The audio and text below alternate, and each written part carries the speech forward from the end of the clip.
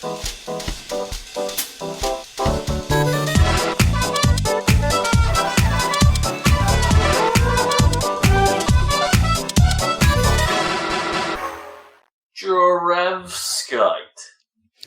and welcome to the Saladcast on Saturday the 24th of September 2016. I'm your host Dan Train. Joining me today, Zachary Burgess. Thankfully, it's not very warm today. Yeah. And Robert Kessler. Normal broadcasting has resumed. It's September, and we got past the mysterious, middle of September extreme heat wave. Yeah, what the bloody hell was that about? I don't know. It's been 22, 23 today for me in London. Oh, wow. It was perfectly manageable here today. Yeah. It was normal temperature. One of my windows is now closed. Only one remains Only open. one of them. Well, most it's not of the exactly windows. cold, though. No, but most of the windows here are still like just cracked rather than open. Maybe we had a couple open because it was stuffy, not cold, just stuffy. Well, I do have What tea, causes which stuffiness? feels appropriate. Moisture, presumably. You reckon? just damp air. Is that what makes it stuffy, or is it just high dust? Yeah, that doesn't help, does it? Circulating air is definitely good. I think things can get stuffy without it being a moisture thing. Is it just the smell of dust? I don't know. I mean, what is dust? It's mostly like old dead skin and shit, isn't it?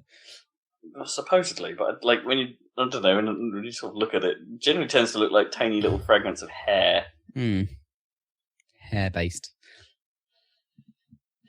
It's basically tiny little milled off mudgeons of everything. Mudgeons? What is that word? Just come up with a completely new word for something. Yeah, totally. Milled off munchins. Milled off mudgeons. From Robco. It's the new candy for kids. Mudgeon. Mouthfuckery. Yeah. New digested. Yeah. I probably shouldn't speak so much. Well, that's going to be a problem. Yeah. Next Because this is a podcast. Stuff's going to happen. A lot of it is going to be you talking. I'm knackered. Yeah. This is a problem. What's been going on? I did an awful lot of driving the last 3 days. I went up north again. Yeah. And then went back south. And then went most of the way up north again. You left the north, you travelled south. In 3 days. That's a lot of hours in a car. Why do you have to go twice? Well, because I had to go up north for work. And then come back in order to pick up Kippers and Jeremy to head back up north to go to EGX. Can they not drive themselves? They can, but Rob gets suckered into doing it. Well, Kippers has basically a fear of long driving. Kippers is a whiner. Is basically what we're saying. Yeah, That's bullshit. He's not a confident driver. Generally. Not much shit to be confident about when you're on a road the entire time. It's there's nothing to worry about. Just go in a straight line. I guess it is A14 most of the way, and then a bit of M6. But I mean, I don't know. if I was going to three lanes can get hairy. I'm not sure he's ever driven on a 3-lane bit of road. Sure. You very rarely have to go into the right lane unless it's a specific turn. Yeah. You don't have to go over there to overtake or anything if you don't want to. Yeah. I guess what I should have done was just come back down from Warrington down to Birmingham and just sort of stay there. Yep.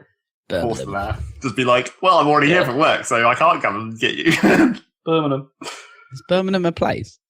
No. Rob mispronouncing Birmingham. Birmingham. That's actually a Radio 1 thing. It was Charlie Sloth, for some reason, thought he was saying Birmingham properly for ages. And they got clipped up as every time he said it, he said Birmingham. So it's sort of become a thing. That's such a stupid name. I don't know why. That could be real. It could be. There could have been a town called Birmingham. Maybe. Something sounds off about Birmingham.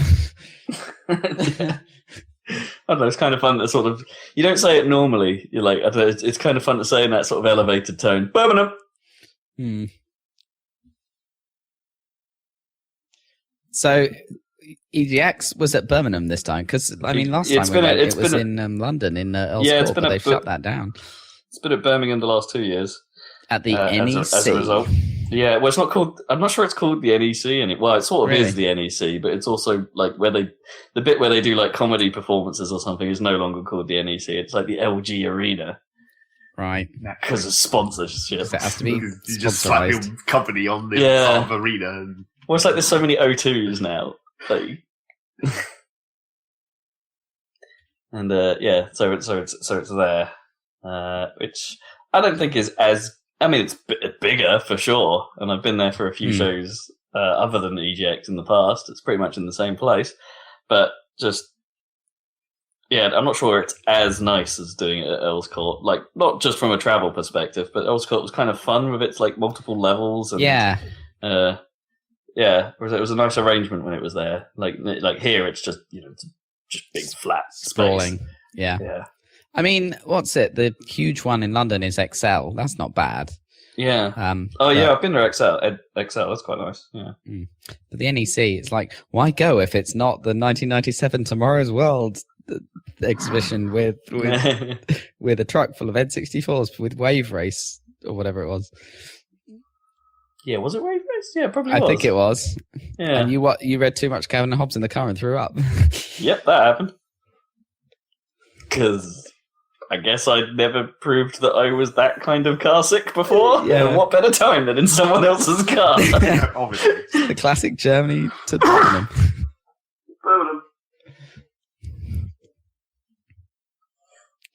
Yeah, so are we jumping straight into EGX then? It's like a little out of sequence in terms of our canonical news, but I don't know. I think there isn't really news there. It's just sort of experiences. Well, what's been going on with you, Zeg? You didn't go, did you? No. Nothing's been going on. That's what's been going on. Yeah, we had a brief discussion before the podcast, like to prep like structure or whatever, in the vague way that I do. He's got no kitchen bitching. You've got no house grouse. Oh, dare he be? Well, I did see. The only like kitchen bitching or house grouse there is the fact that everything that I complained about before is still continuing. I see. It's just like nothing has changed. I guess it doesn't end, but it's not exactly. Do you continue to locally complain and then occasionally things happen? It's like things are meant to be happening at some point in the future, and it's just like, why can the future not be now? And you still haven't got in the ridiculous hot tub. No. What do we call that? I had to maintain the hot tub for a while. Because You have to put chlorine in that every day for obvious day? reasons, because chlorine right. is volatile and it just evaporates. Can you not just get something that like you fill up with a massive vat and it sort of just That's drips probably not a in? good idea. Like, if that went wrong and the entire like huge tub of chlorine granules fell in at once, that'd probably be real bad. It's granules. Oh, okay. For some reason, I assumed it would be like a liquid, or you pour in a bit like bleach. It probably depends on what. So you this get. is an additional chore whenever everyone's away Yes, not that often, but that you I have to have to feed maintain. 2 different kinds of fish because we've still got my sister's fish as well as the outside fish. Okay. So Yeah. it's like 2 different fish feeding protocols and hot tub maintenance. So But on the plus side, no more keeping the fire going. Now that we got rid of that. how long are they sort of managing are they planning to keep the hot tub alive until they deem it's no longer viable? Sometime in mid-November because it's marked on the calendar apparently. Oh, well, they have like a tub schedule. Yep. Well, there's also a reminder on there to like check the pH every 2 weeks or whatever. What, in case it turns green, so you can't dive in it? You're pouring chlorine in it every day, so presumably at some point you have to worry about getting too much acid going in there. Yeah. Sorry, what happens in mid-November? They shut it down for the winter, presumably. Shut it down. Why do you have to shut it down? Surely the I don't colder it think gets, you the have more to. great it is. I don't think you necessarily have to, but I imagine like if it's not on, it can freeze. Right, yeah. So you'd probably have to like, I don't know, turn it on for some period every day to keep a minimum level of warmth or something. So Don't get me wrong, hot tubs in January are pretty awesome, but like Yeah. the only one I've been to is permanently on. Yeah. Yeah. Which would be extremely energy intensive, I imagine. Mm-hmm. Right. So, do you drain it then? Presumably. Okay. Don't want any freezing in the pipes. Yeah. We need a new name for this because this is outside the house. It's still related to the house. Right. Have we not got any kind of alliterative thing based on Because it's not like gardens? it's gardening, then, that would be a different... No. Hot tub hubbub.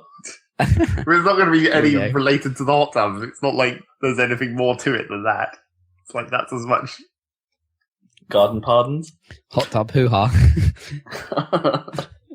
That's like it sounds like it should be a game, doesn't it? Like hot tub hoo-ha. Come on, let's play hot tub hoo-ha. Actually, it's probably just a mini game in Mario Party, right? Hot tub hoo-ha. Right. Well, Or do you reckon Nintendo will go nowhere near hot tubs? I bet they already have at some point. Well, they've probably done like a hot, like public bath with like Shy Guys in it. I bet that's happened. Damn Shy Guys. Damn Shy Guys. Sort of a hot tub thing in Animal Crossing, I guess. Sort of. I guess, yeah. I bet the Shy Guys aren't forced to take off their mask to go in the sauna. Well, yeah, but less about the mask, what about their actual clothes? Because they're definitely cloth. Yeah. I'm pretty sure. They're Shy Guys. Really like super saggy skin. I guess, yeah, what? Yeah, you reckon that is just what they are? No, but they're shy. They're not going to take their clothes off, are they? Well, yeah, exactly. No, but then why go to the sauna? Well, they wouldn't. You made up a situation which doesn't make any sense. Yeah. No, it's just what I imagined. Like, oh, maybe it's the toads then. Maybe toads are sauna. Yeah, that makes more sense. Sort of. But they have to take off their They're going to cook, though, they aren't they? They have to take off their brains. They're going to be steamed mushrooms if they go to the sauna, aren't they?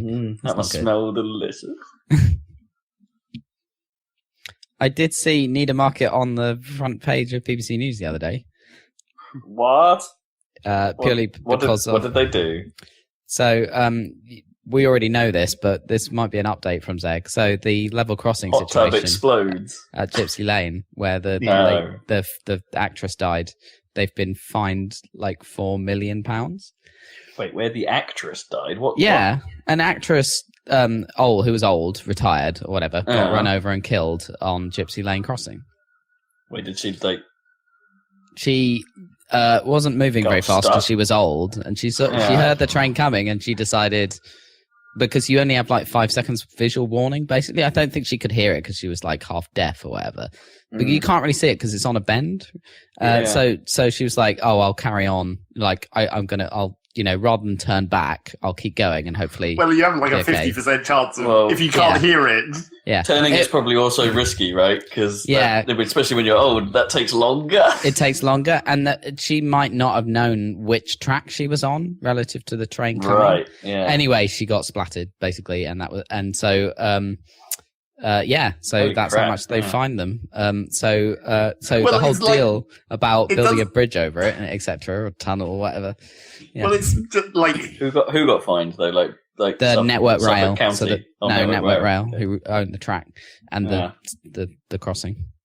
Fined by who as well? Was it like from the actresses, the watchdog, the government? I don't think it was it wasn't a legal. It wasn't a lawsuit from them. It was from the safety investigation. I mean, it's not like they hadn't already had all these plans happening, and like for everywhere else in the country that there's level crossings. They just couldn't be bothered to fix Need a Market. Well, it's not that they couldn't be bothered, it's because they're taking a really long time to do it because of all the wrangling about whether it's a bridge or a tunnel, and it's just like if you fucking made decisions at a more sane rate, then maybe people would have already had it done by this. Yeah. Except not really, because this is just one level crossing in the entire country that still isn't done, and there's tons of them, so it's not like this is an unusual case or anything. I'm just gonna. This may be a bit mean, and I really don't mean it to be, and with no offence intended, because it is awful, but if you know you're going to have difficulty hearing and seeing a train coming at top speed, as they can be at that point on the thing, you just kind of not cross. Yeah, but apparently she did it like every day or whatever. She lived in Needham, and she had like ducks or something in Creating St Mary or wherever the fuck it is, and and it's for public use. If you're going to Creating St Mary, you should go down to like Hawks Mill or something. I mean, come on. Yeah, I guess so. Anyway, never mind. I don't know where. I don't know. There's an element of probably could have known that was a risk. Yeah, I guess so. I mean, I guess it's always a risk, but the bit that always runs through my mind of those sort of crossings is what if you just accidentally trip up on the track, right? It's just well, then you have to have a really bad trip to stay there for long enough. If you're a normal person, well, yeah, if you're a train coming way in advance. If you're relatively able-bodied, normal. There's been some ridiculous trains going past recently where, because they have to sound the horn when they go there, just because it's a corner and onto a level crossing, so they always do it. But some of them I've seen recently where it's like, I'll start hearing a horn way down the other end of the town because you can hear it from that far away. Yeah. And there was one that went past recently who just horned all the way through Needham continuously, and it was like, okay, that's maybe a bit excessive. I quite like it. And you get I don't know how exactly train horns work, where they have that weird two-tone thing, but it's not standardized or something. You can trigger the two different tones for different lengths and alternate them. Yeah, it's normally low, high, low, though, isn't it? Right? Is the traditional one. But I have heard it where the timing of that is could be completely off, or they'll skip the last bit, so they'll just go. Yeah, they'll just do random extra ones. It's just how do those horns even work? And why are they not standardized? Maybe there's two buttons. You press one, and then you can only press the other one with the other one held down. That would be stupid. Yeah, I mean, it could be an on-off, low-high, but then that would make sense to be able to have the on-off. It's got to be two buttons or two chains or something. Seems unnecessary. 2 chains is on the train. Okay. Seems very unnecessary. Unrelated, really, but I always enjoyed playing with the stupid emergency sirens in Grand Theft Auto. You hit it to toggle it on, I guess, and then you hold it down to do the alternate tone, the fast one, or whatever, the get the fuck out of the way tone. I didn't know that. Yeah. I think, I don't know about the latest one, but you could definitely do that in one of them at least. I don't see why they wouldn't have kept it, but it's quite fun to be muck about with the. And what's that weird thing they do in America where they do a little burst of it, whoop, whoop, whoop, whoop, whoop, whatever. It's really weird. They don't do that in Britain, do they? Well, they sort of do. They can do, yeah. I think there are ways of making it sound a bit mental, but it's not quite the same sort of sounds. It's not quite the dubstep cops. Yeah, the dubstep. That's pretty much what they have. They have dubstep cops. The best one were those ones that were basically air horns, right? So they spun up and it'd be right, yeah, the classic 50s ones, yeah. Yeah, they're the best. Oh no, wait, that's fire engines that do that, don't they? Yeah, it's fire engines. Classic. Well, that's the Needham. Yeah, the Needham minute. The Needham minute. Hot in Needham minute. Yeah, because your house backs onto the railway line. I wonder if you had a hot tub style explosion, we could have had a similar story. I don't think the hot tub would explode sufficiently to hit the railway. Blow a train up. It's still on one back garden further over. There's a building there. It's got a really bad, super leaky oil-based heating mechanism that just goes up. Woof! Takes a train out as it goes past. That's what you're secretly planning. It's been a terrorist act, 20 years in the making, or however long you've lived there. I've totally just got used to it, by the way. There you go.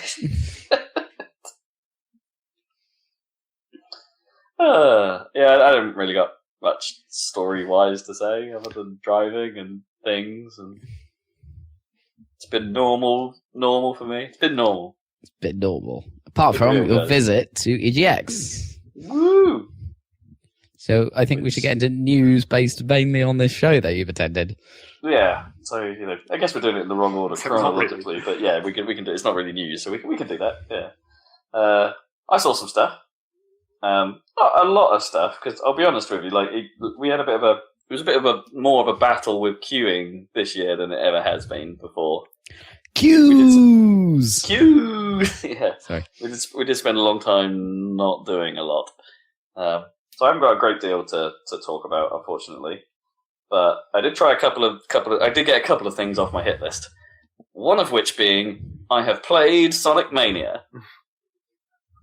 And that is a Sonic game. Yeah, I don't think you really needed to see that very much to know what was going on there. I wanted to. Well, it feels that. So the key here is it feels right, and boy, does it look like Sonic CD. Like just when you're sat in front of it,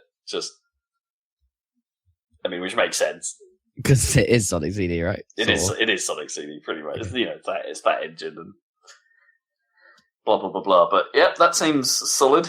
I don't know the Casinopolis. Studiopolis level, which is the only other one they've shown other than that remixed Green Hill Zone, is a bit of a, I guess you'd call it a Sonic CD layout nightmare, and that there are sections that force you to do like vertical platforming, and if you screw it up, you fall to the bottom and have to start again, kind of thing.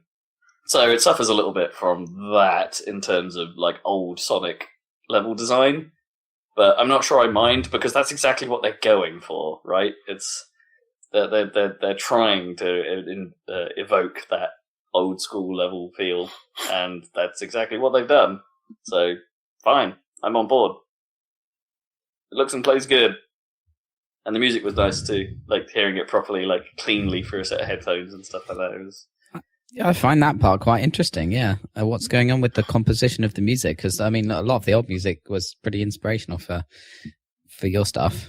Yeah, it definitely takes a lot of notes from notes.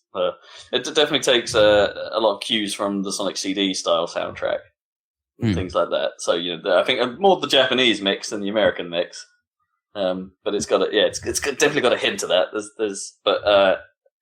And I think they're trying to mix it in a sort of like limited instrument set, so it sounds a little bit retro, but clearly it's way better than what they could have done on a Mega Drive at the time and things like that. Yeah. Cool. It comes together real well. It's a nice sound. That sort of I guess you'd call it that trip hoppy feel that Sonic used to have back in the day. That's up front.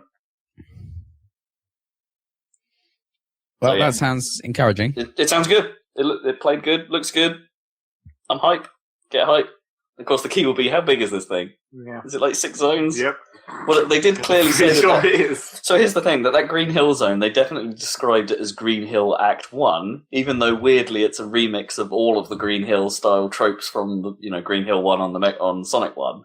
Yeah, but then they could just do the remix of like Act 2, all of the Act 2s. No, but it's like what I mean is it's not like it's got it has got some elements of Emerald Hill in there as well, I suppose, but like it's basically Act 1 basically has all of, I would say, elements of Act 1, 2, and 3 from the original Sonic the Hedgehog. Well, they've got plenty of other green hills that they can just... Well, greenish style hills, I suppose. There's a lot of them. Greenish Hill. Greenish hills, yeah. What was the one in Sonic Chaos? That was like a Green Hill Zone, but had a funny name, like Amber Hill or something. It was because it was like autumn or something themed or something. And I'm not getting confused with Mushroom Hill, obviously. Oh, they'll probably like wade that in, maybe. Well, maybe, unless they want to make some other kind of foresty level at some point. But you can't do 2 green levels. That'd be dumb. I like Mushroom Hill. Well, there's quite a few green levels. There was like 2 in Sonic 2, I suppose, if you include the sort of not aqua. Yeah, but that's the water level. That's not. But it wasn't that underwater, and if but you could do most of those levels just totally above ground, above water. Sorry, and they're a bit foresty, a bit bushy. Anyway, I liked it. It was good. I've also the other major bullet point is I've experienced PSVR. Oh, okay. On a PS4 Pro? Well, I believe it was running on a regular PS4. I was playing Battlezone. Oh, cool! That's one that really stood out to me, like a while back. So, yeah, Battlezone is Battlezone. Like looking at it from a purely gameplay perspective, that it is what it is. Like it's exactly what you expect. You're in a hover tank. You're just put into combat arenas, and you're shooting stuff in that combat arena. So Battlezone is Battlezone, not Battlezone, the semi-real-time strategy game. No, it's not Battlezone Redux. Oh no, Battlezone 94 or something they call it, or Battlezone 96. Must Redux be late then, or something. Yeah, something like that. They've given it a title like that. on Steam. But no, it's Battlezone. The simplified, but with you're a hover tank. Weirdly, the hover tank feels quite a lot like playing the hover tanks in Battlefield 2142. That's not weirdly, it's a hover tank. Yeah, but like it's reminiscent in terms of the feel and the sort of wobble and the. But can you turn your turret? It's like, was the tank in the original Battlezone even a hover tank? Did they? Well, because it just the tracks. Well, you never had strafe in the original. No. So it turned real slow. I guess it was never. I guess it was never canon that it was, but they sort of just made it that way because obviously, when they redid that Battlezone RTS, everything was hover tanks. The space Soviet hover tanks.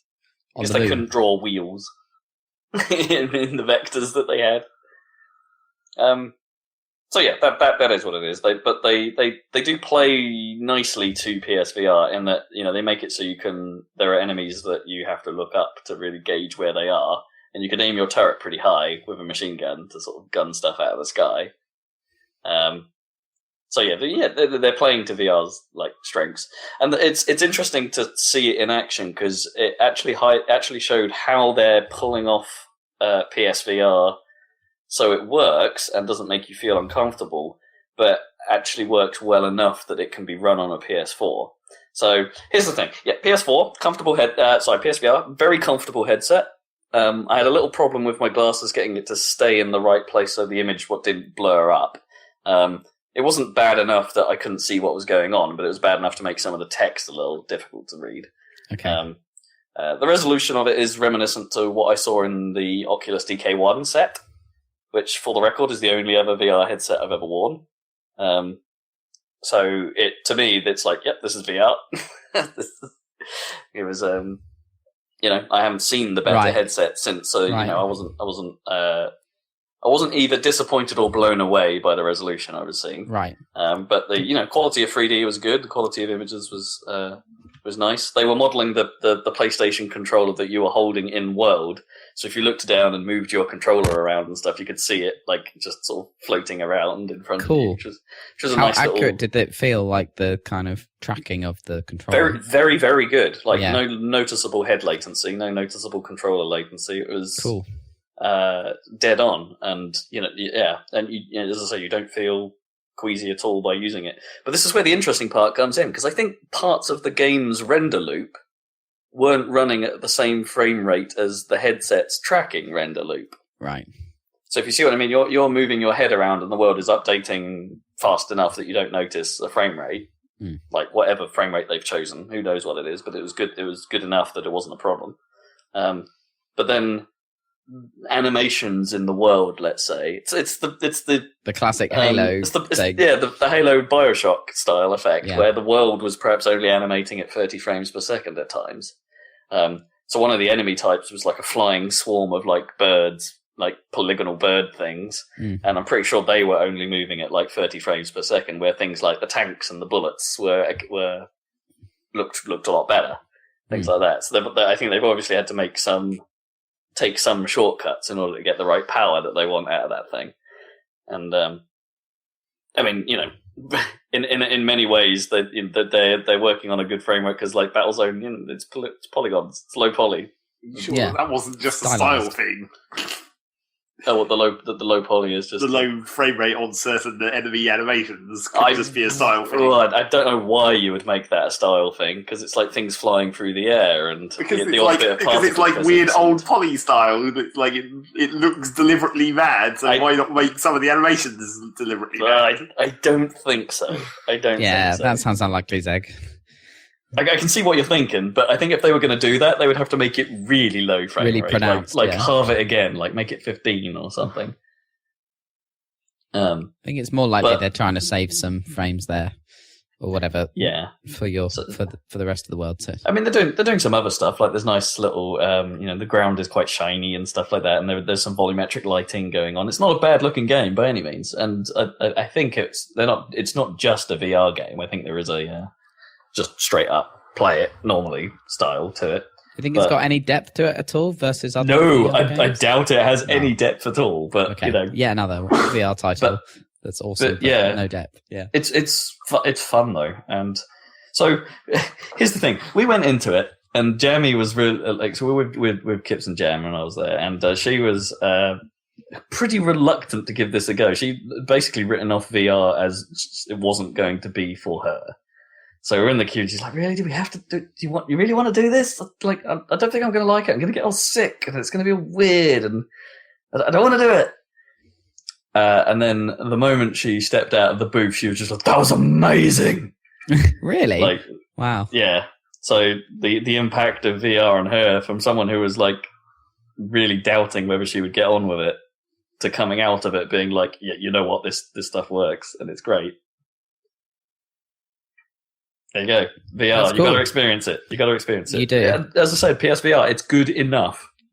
I mean, now I've had pretty much what's the best possible VR experience currently available, which was, the Vive in a room with like surround sound in the space, and nice. Running on a monster or whatever. So, did I talk about this? I must have done. But this I think I remember this. No. Oh, okay. Well, this is Ho's work. So she works for an agency. Oh, I think you might have told me off air. Yeah. Yeah, so they have they're called Imagination, and they have like a lab downstairs, which is just all the amazing new shit, basically, that they can like make experiences for their clients. So, for example, they made a VR experience. So you come to their booth at Jaguar Cars or whatever, and you put on a Samsung Gear Galaxy. What's the thing called? The Oculus Gear VR. Gear VR, yeah, and you can like take a virtual tour around the car and sit inside it and like look around it. And it had like they had a I think it was like, was it AR? No, anyway, they had a box that had a certain pattern on it, which the thing would the camera on the thing would recognize as, to do AR with. Yeah.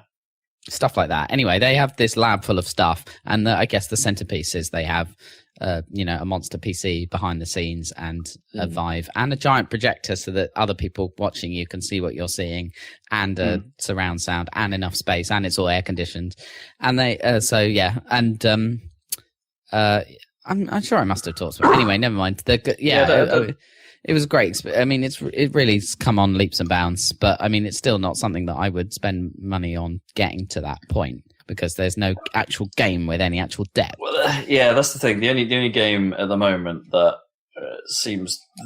this seems to make sense for is things like Elite, I guess. Like Elite. Yeah, but then you're not having the fun of like the whole room scale thing, which is genuinely awesome. No, but I'm kind of okay with that, because obviously Battlezone was a cockpit game, obviously. Yeah. And it's.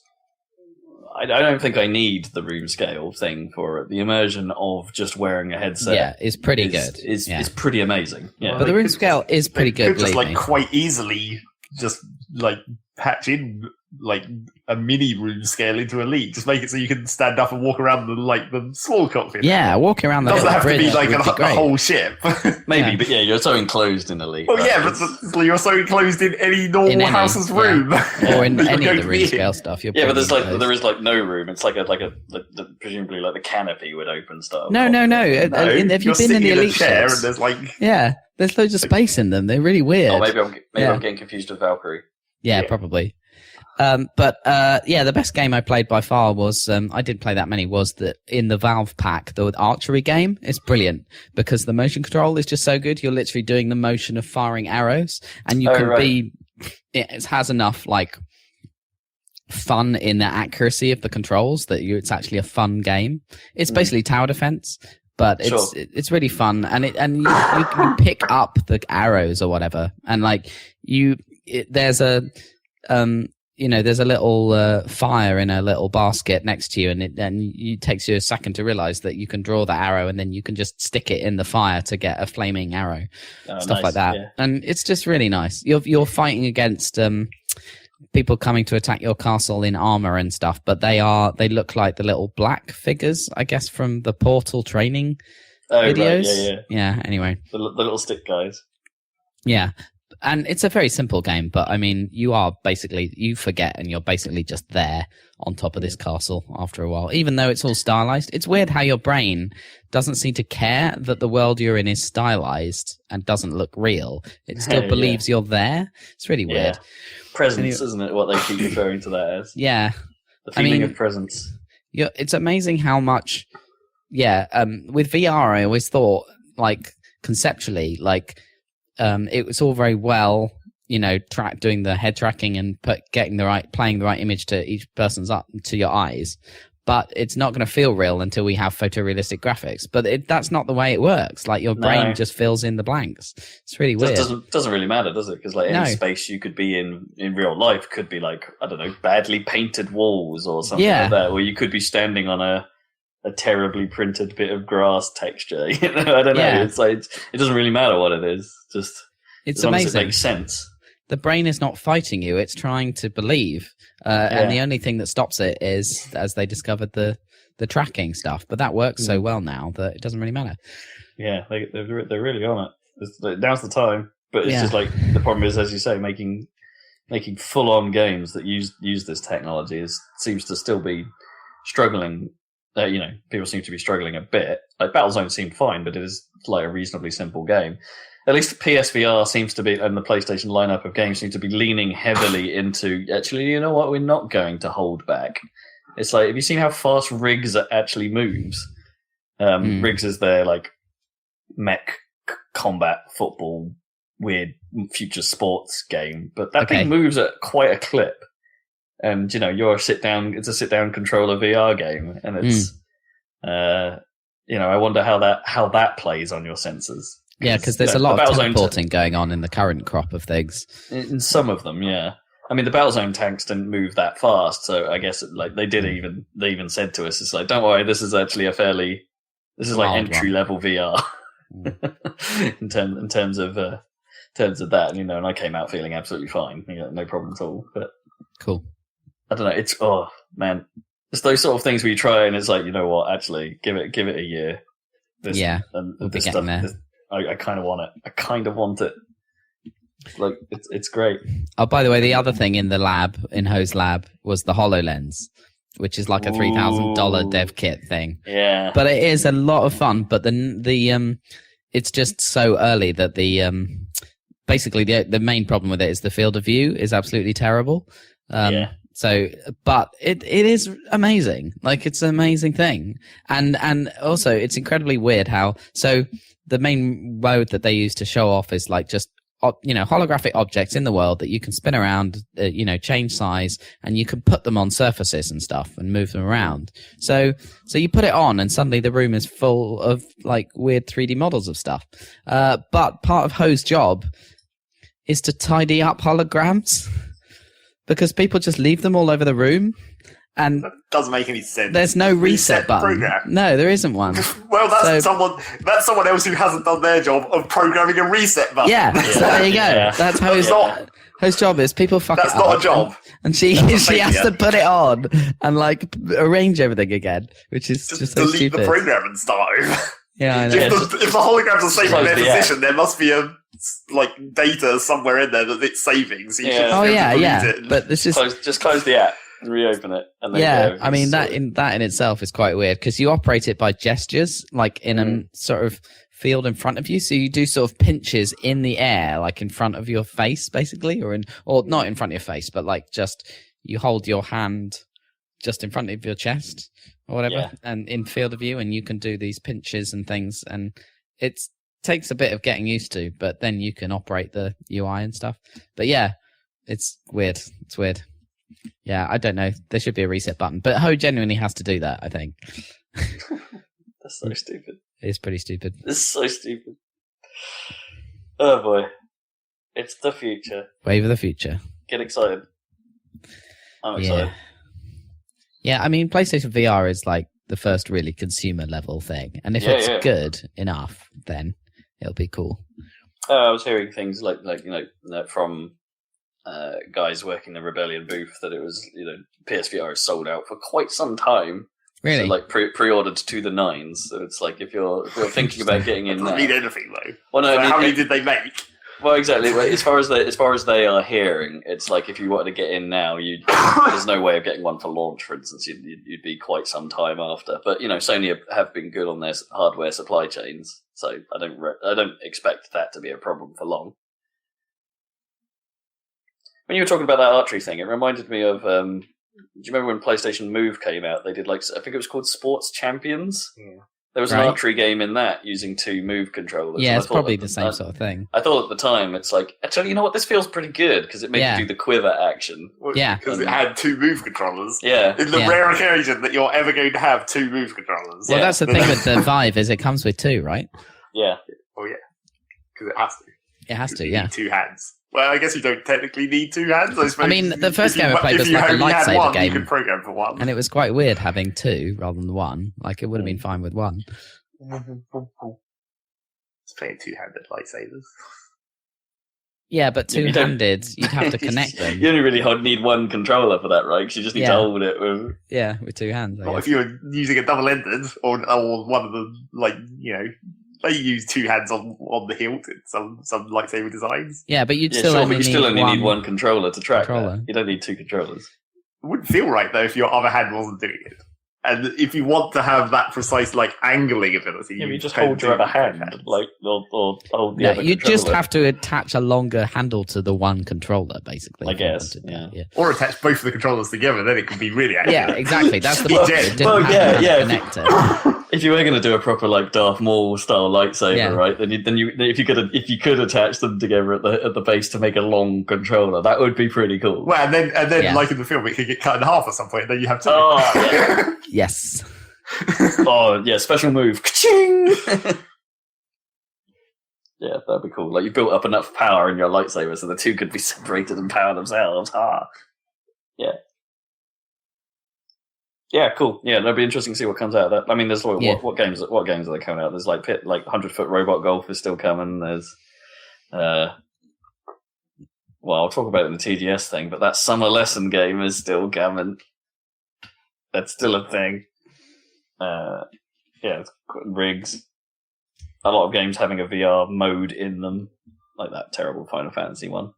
But yeah, it'll be a thing, and it'll be big enough. Let's just hope that they keep supporting it, unlike what they did with Move. Well, they have coincidentally started supporting Move again, essentially. Well, you have to have a camera. Weirdly, those people who opted into Move early, and they're sort of going, "Yeah, bitches, I saw the future." I mean, I don't imagine that very many of the VR games will have actual built-in support for Move controllers. They'll probably just use the light on the normal controller if they're going to do controller tracking. Sure, yeah. It depends on the game, I guess. Yeah, if it's motion heavy, they'll probably make you use a Move. But there's another situation where it's Sony could have made it easy, like how Nintendo, when they do multi-controller things, they surely Nintendo probably have just a system to manage that they distribute among their developers. Oh yeah, I'd imagine it's like a library, yeah. So Sony could have done that for the Move controller, but I highly doubt that they probably did. No, I reckon they had to, right? Well, they probably had to, but they didn't, make a big deal. I mean, I bet the level of support that you get from Nintendo hardware and Move hardware is you can get the raw data out of I bet the Move can tell you how it's oriented, where in the 3D space it is, and how fast it thinks it's moving. There's probably some metrics you can get out of it, like that. But then how you manage gesture control and stuff like that is totally up to you. Yeah, that'll be where the library stops.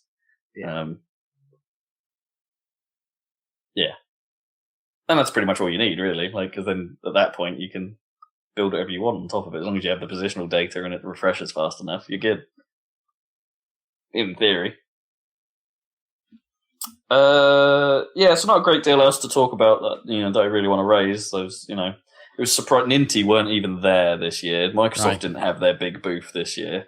I mean, Gears 4 was on show, but it was tucked away in the over 18s area. And Gears is Gears, by the way. And Gears is practically out. Yeah. Another thing is you don't need to see that. It's going to happen. Yeah, there were a lot of games that we passed up because, they're coming out pretty soon, so let's not worry about that. But naturally, the one we did do, the one AAA we did do, and was Call of Duty. And we have to stop doing that. That is a bad game to play at EGX. It's just it never demos well in that scenario. Also, it's Call of Duty again. Yeah. So to a certain extent, why would you even bother to go see that? It's just the demo setup they have is just awful though. It's every time they do the same thing, and it's so they put you in multiplayer. So this year they were doing you get to play one quick game of Infinite Warfare style multiplayer and one quick game of COD 4 remastered.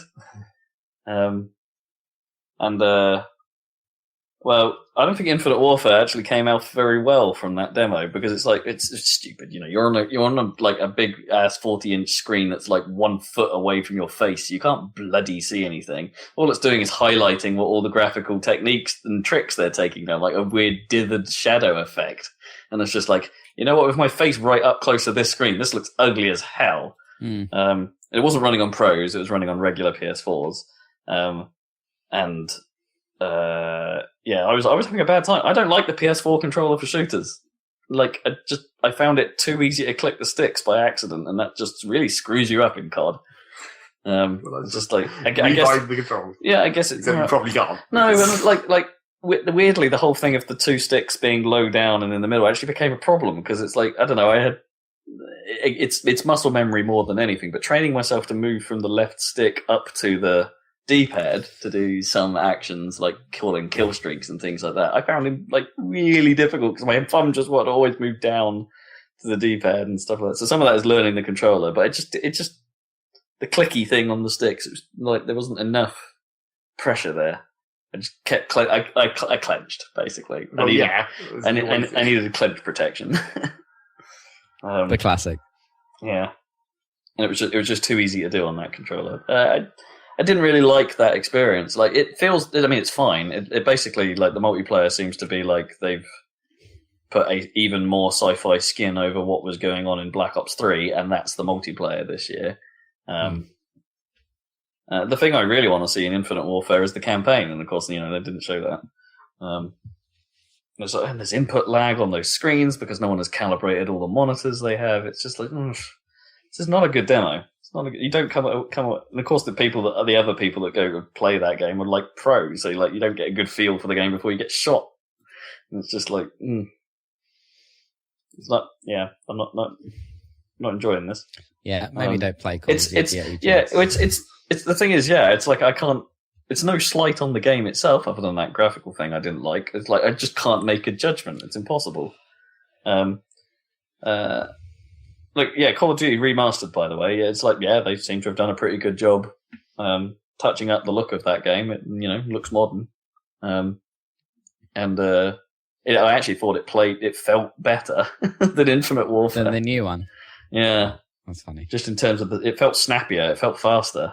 Is it similar to the Halo remastered where it's literally the same game and you can right? So it's not. Well, I think they may have changed some things very subtly. I think there was some perk that I hadn't seen before on the loadout list.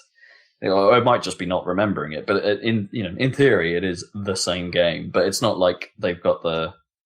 I think it's a remaster in the true sense of a remaster, and that it's not like the Halo ones where it's literally running the same code engine underneath, and they've put a skin on top. Right.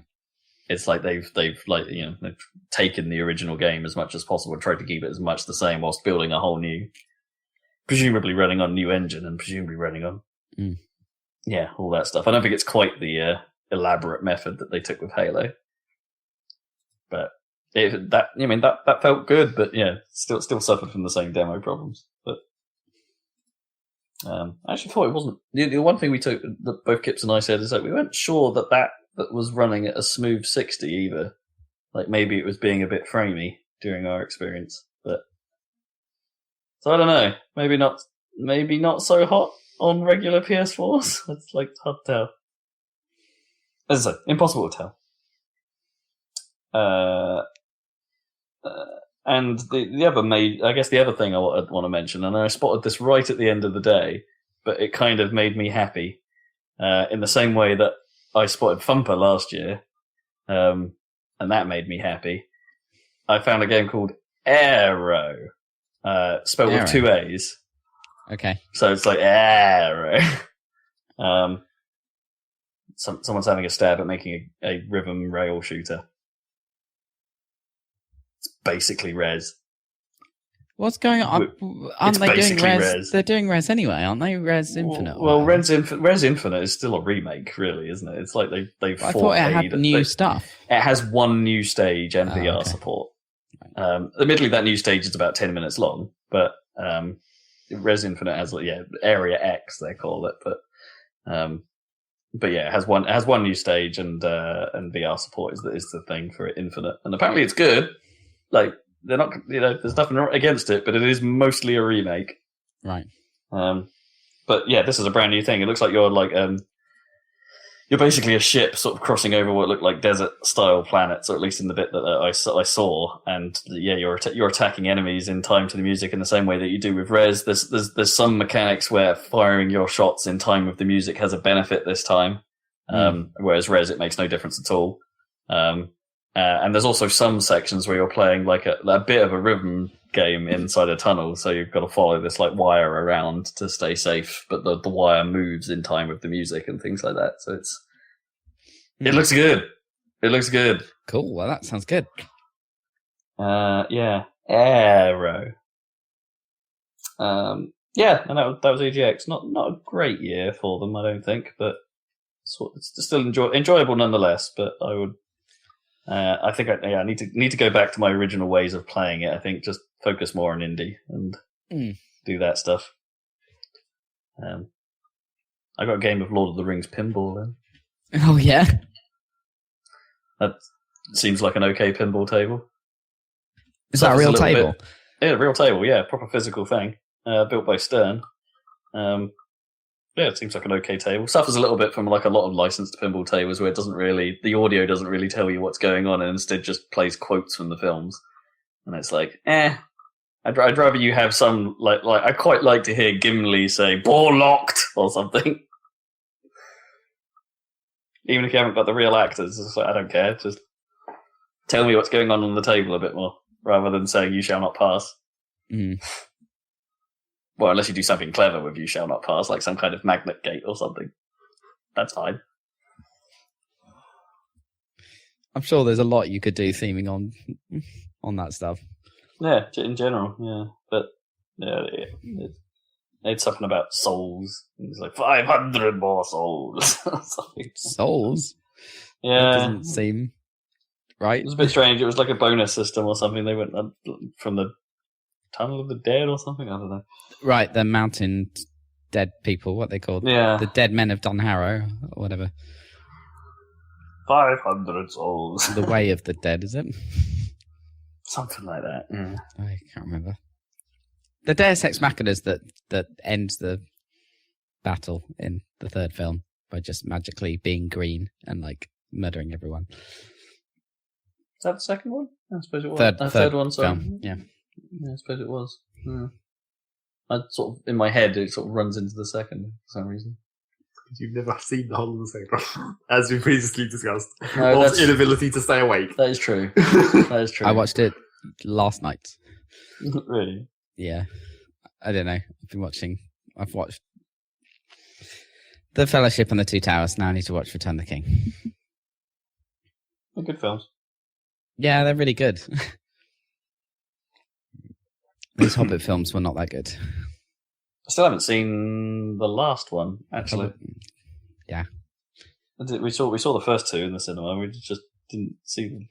I saw them as like a Christmas sort of tradition type thing. But now it's going to be a lot better because now the Christmas tradition will be Star Wars. So it'll be way better. Yeah. Because Rogue One can't be far away. Exactly. Christmas. Woohoo. I suppose we should do some real news now. Okay, the real news. What have we got? Real news, not just hands-ons. Stuff we may have missed. Got 20 minutes for real news. Okay. Okay. Stuff we may have missed. I think we didn't talk about the PS4 Pro not having a 4K Blu-ray drive in it. Oh, which I think is insane. That? It's a bit weird, especially since the Xbox One S does, right? Yeah. Is that correct? Anyway. Yeah. That's That sounds crazy to me. It's quite weird. Broadband and 4K streaming isn't there yet. Well, they've realised that since everyone bought PS3s for the Blu-ray, maybe they think that they could actually just make a separate 4K Blu-ray player and have that be another revenue, because it's like everyone already has PS4s and then we're making this Pro for the better games, but we can also split off the Blu-ray functionality into its own device again. Make more money. But wouldn't that be another reason to get people to just buy a PS4 Pro if they had a PS4 normal? Like if it had a 4K Blu-ray player in it, it's like why cut also, that nobody cares out? about 4K yet.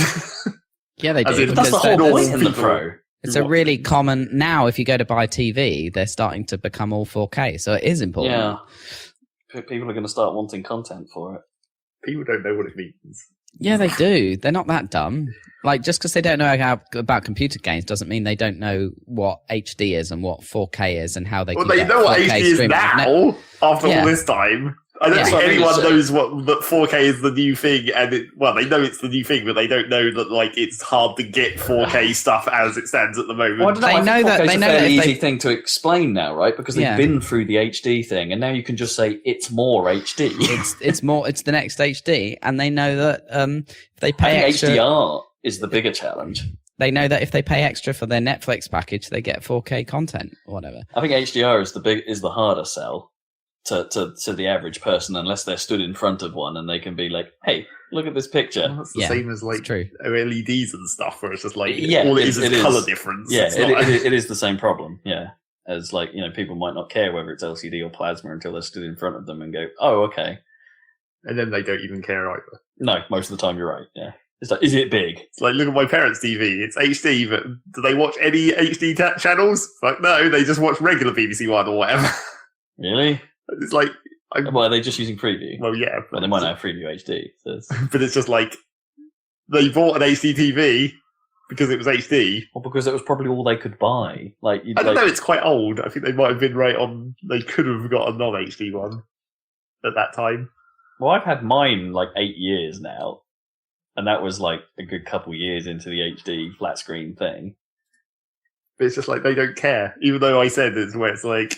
I look at it and it's like, this is really bad. It's all blurry and shit, and then they just don't even realise. It's one of those things, like, yeah. I remember back in when HD actually started, it was one of those things that like it took a while. Some people actually just didn't really care, to be honest. It's like they'd watch SD and be like, yeah, but I'm still watching the show, and then after a while, they would start to notice the difference. It's like, for some reason, it was one of those things that just didn't hit them immediately. And then, like, after, well, to be honest, after spending too much time with me watching HD stuff and then going back to SD stuff, they were like, oh, no, actually, now I get it. Now I get it. It's one of those things that they have to be living and breathing it for long enough naturally for them to then suddenly look at the old stuff and be like, oh, you know what? Yeah, going back is hard. It's like, I guess, evolution of games, right? Like, going back to some old games can be hard. Like, because you just go, oh, I don't remember it looking this dodgy or animating this weirdly. Because you got so used to how things are now, or the resolution or the clarity of things now. And it's like, yeah, it's that effect. Sometimes you don't miss what you haven't experienced. That came out wrong, but you know what I mean. Yeah. It's like, has anyone really experienced 4K yet? Really? Well, I have. They've experienced like fake 4K a lot of the time. Well, cinemas are 4K. That doesn't count. A cinema is a completely different thing where you're projecting it onto this fucking gigantic screen. Still, yeah, true. It doesn't look as sharp as perhaps it would on a TV in your room. But those are technically 4K, and IMAX is 8K, I think. Well, yeah, but that's why. It's because it's a cinema. Yeah. You want high resolution because it's gigantic. Sure, but you know, I've seen 4K. I've seen 4K content. I've seen super high quality 8K content, and it's super high vision. Yeah. That is actually the name of what I saw, yeah. Well, that's the NHK have been working on super high vision for like 10 years or longer, I think, haven't they? Yeah. They're skipping 4K. They're like, this is the future. It's ludicrous because super high vision and 22.2 speaker surround. Yeah, they're mental. Imagine if the BBC, that was what their focus was. That's the equivalent, isn't it? They're the Japanese public service broadcaster, and for some reason they're obsessed with like super high technology stuff. Well, when I was still in broadcast, the BBC were more interested in high frame rate. Yeah. Than anything else. They want a gun for the ideal 300 frames per second. Really? Well, that was the sort of demonstration they had at IBC one year. I think it was the Beeb who were doing that, but yeah, they were showing off. Hey, we've got I don't think they had a 300 frames per second projector, but they had like 150 or something, and it was like that was the moment where you look at it and you go, oh. That's not camera-induced motion blur anymore. That's the natural blur of my eyes that I'm seeing. I've never seen that. What, like 150 hertz, like actual like video?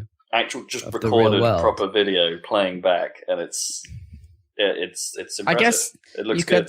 I guess because high-speed cameras have been around for ages, so there's nothing to stop recording at that rate. No. It's just you need a display that can output it, and systems fast enough to do it. In theory, you could. I mean, now it's like quite common. You could get a PC display that could do that theoretically. Yeah. You know. But yeah, it looks pretty. You know how like I don't know if you've watched 60 frames per second like real life video. There's still something a bit weird about it, right? Totally. But in theory, as you go past that into the 120s, the 150s, it's like actually it suddenly becomes natural looking. Yeah, it's like 60 is like an uncanny valley of like real camera work, and everyone seems to be shooting for 60 in terms of games. Yeah, that's still a bit. Well, it's because TV tech doesn't want to. There's no need for TVs to up their frame rate yet. It's like it's only like gaming grade monitors that worry about that. But no one makes gaming grade televisions. Well, Sony tried to, but well, they're little ones. Yeah. I guess that'd be crazy money. Like, I don't know. Okay, news. So there was that, and also we didn't mention that Mario Maker 3DS actually doesn't have an upload feature at all.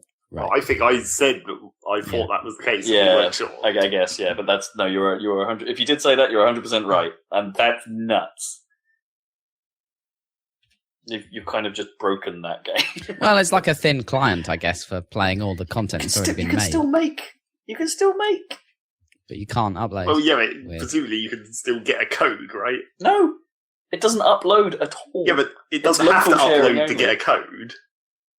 It can just generate the code based on... No, I think the codes weren't, like... Because those codes would be enormous if they were to represent the actual content of the level. Or a QR code. There would still be a pretty big QR code.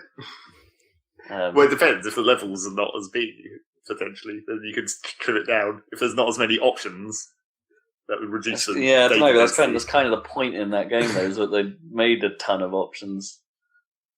Yeah, I don't know. I think they basically crippled that game into irrelevance. But you can still wirelessly transfer, right? Though. You can still Street Pass, or Spot Pass, whatever they want to call it. It's not Spot Pass, it is Street. Yeah, there's local Wi-Fi sharing, but that's a Nintendo-like solution that's terrible. And yeah, so actual news. TGS happened, and Sony put on a little press conference. Bit smaller in scale than they normally did, but this one was like games for the Japanese market, so a lot less talking. A lot less of that nonsense that we saw at PlayStation meeting. And if you haven't seen it, you need to go check out the Wow New rap that they played at the start of the conference, which was like classical music with like random drum beats behind and the like Japanese rap over the top, sort of talking about the games that are appearing in the background, saying "wow" a lot. And it's like, "Oh wow, it's new." I found it pretty entertaining. It's dumb. It's real dumb. Yeah, so I'll run down this relatively quickly and stop me if there's anything you find interesting. Final Fantasy 15 Lunar Edition PS4 Slim is coming, which is basically a PS4 with a moon on it. 0.6 gravity. Yeah. The Square are making, I think it was I actually don't know what this game was. I can't remember. But they're making a game called Saga Scarlet Grace. And it's a Vita game. People are still making Vita games. Sort of. There are new Vita colours, which they made a big deal of for some reason. I guess Vita still is doing okay in Japan, maybe? I don't know. I didn't think it was doing well anywhere. Call of Duty's showed up to say, hey, we're still making Call of Duty on PS4. Buy it.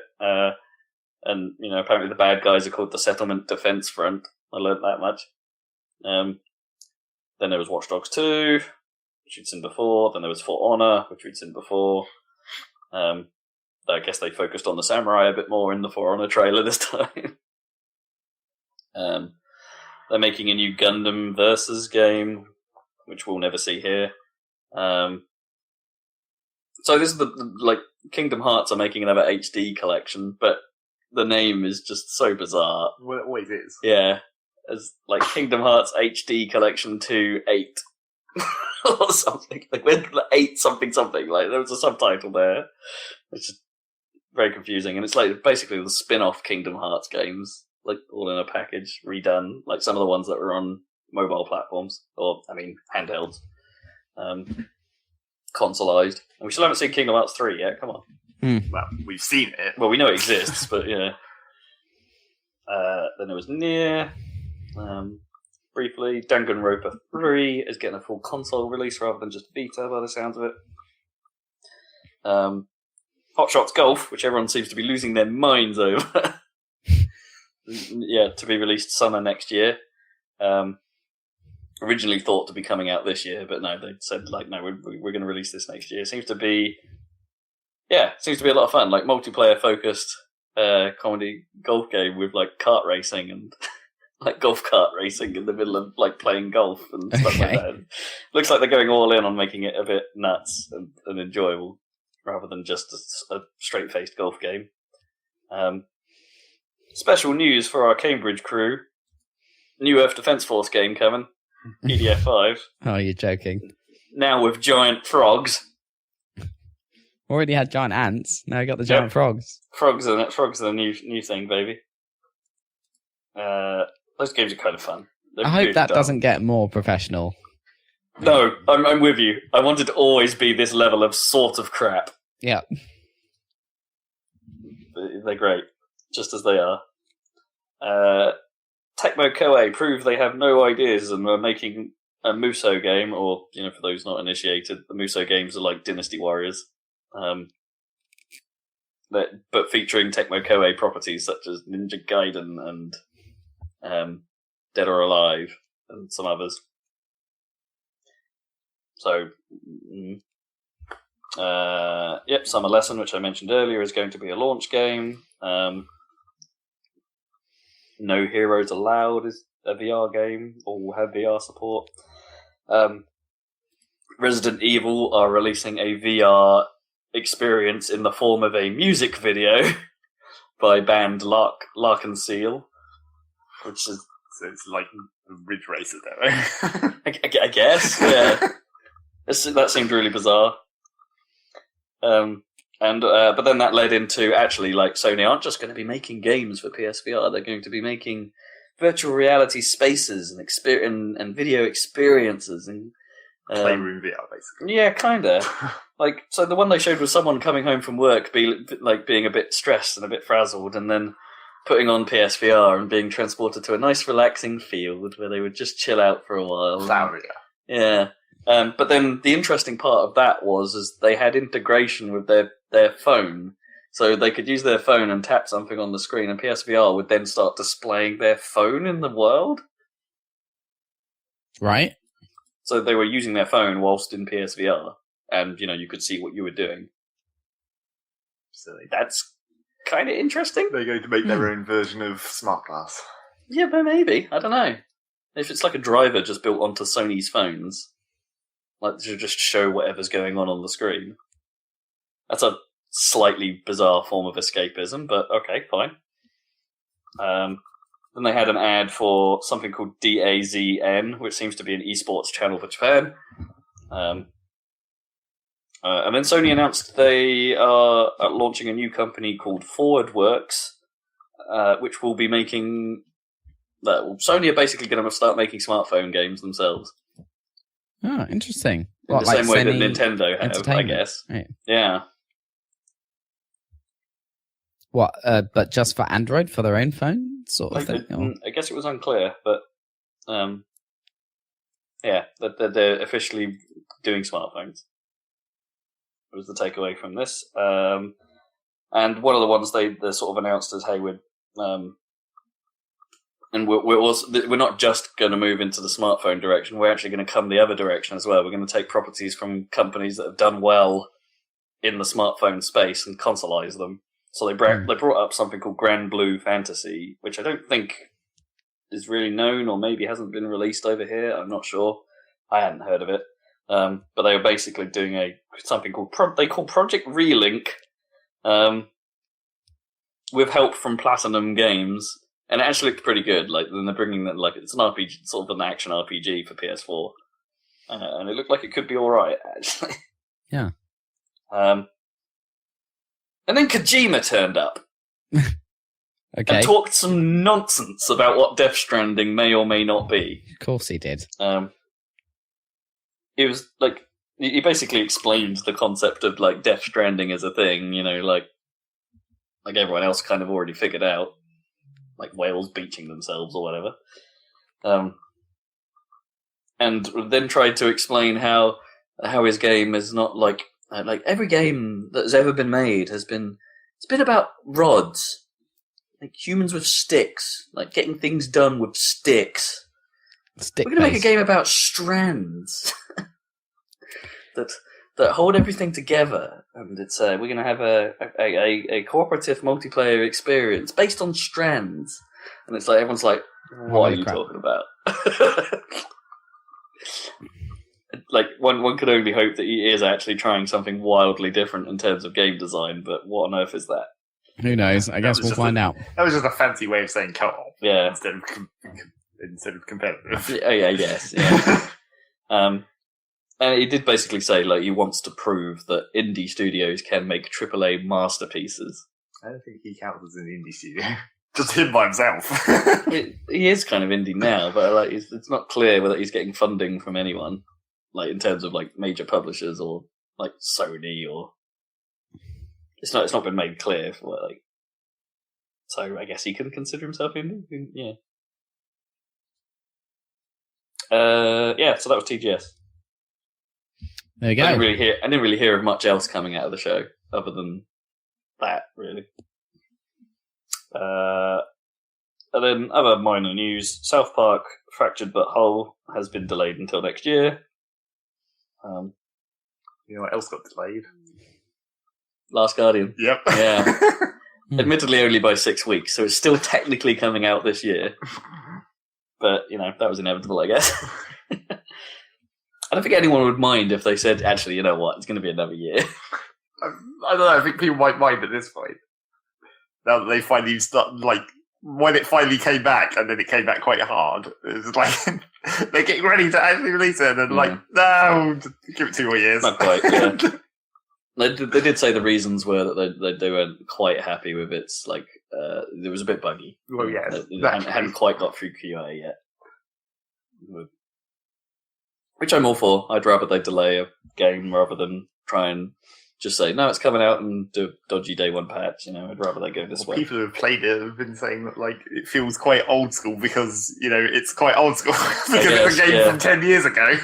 Yeah, I've heard that. You know, they say that, like, it looks great, the animation is nice and fluid and stuff like that, but as a result, yeah, something about the feel of the controls isn't quite there.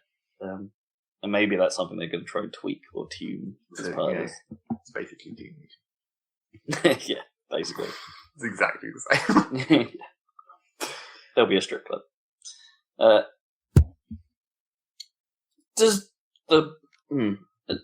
you guys up on Digital Homicide and that whole debacle on Steam? Well, yes, it's been continuing to debacleize its way along. Debacleize.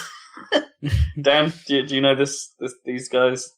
No, I can't really be bothered. Okay, quick recap. quick recap.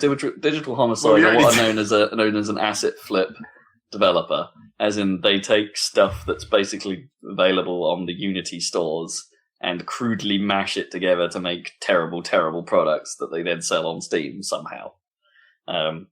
And were called out by Jim Sterling fairly dramatically for being prolific at doing this and stuff like that. And Jim Sterling has a bit of a thing against asset flips.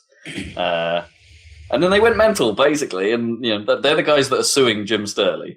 Jim Sterling for trying to call them out, basically, and just giving people an honest opinion on what he thinks of their games, which is frankly nuts. But so they got even weirder and started suing people who gave them negative comments on Steam. Right. They seem to be suing everyone. Yeah. Who knows how they're getting the money for all this? Well, they're not. That's the thing. Yeah. They're not actually suing anyone, really. No. It's just not happening. And they're also self-representing. Yeah. Mostly. As a result, Valve stepped in and went, you can't do that. And have taken them off Steam completely. And of course, Digital Homicide have now filed a lawsuit against Valve. Well, it's like, technically that one almost makes sense because you basically shut down their entire revenue. So legally there is some kind of implication to that. Sure. They hadn't really done anything yet, sort of, kind of. Who knows if it's I don't know, maybe there's a terms of service thing in Valve to say, look, you can't sue user reviews. Well, there's probably just this thing that says that they can't sue Valve in terms of service. Yeah, probably, yeah. Yeah, and conveniently with the quack alarm, that's me done. Unless anyone's got any more for any more. Well, it's not related to gaming, but YouTube is shitting everything up as they've been doing continuously. There's always YouTube drama. Oh, well, it's more some kind of moderation thing where you get fake internet points, right? And people are annoyed. Wait, what? Well, basically, one of the main things that people are annoyed about is that they're setting up a system to have community moderators, and then you get points from doing moderation tasks, and then you level up and get access to more tools and stuff. Two main points about it. Firstly, there's a bunch of tools that you only get from leveling up that people wish that they had now. It's like, can you just give us these tools to the people who already do the moderation? Do you know what those are?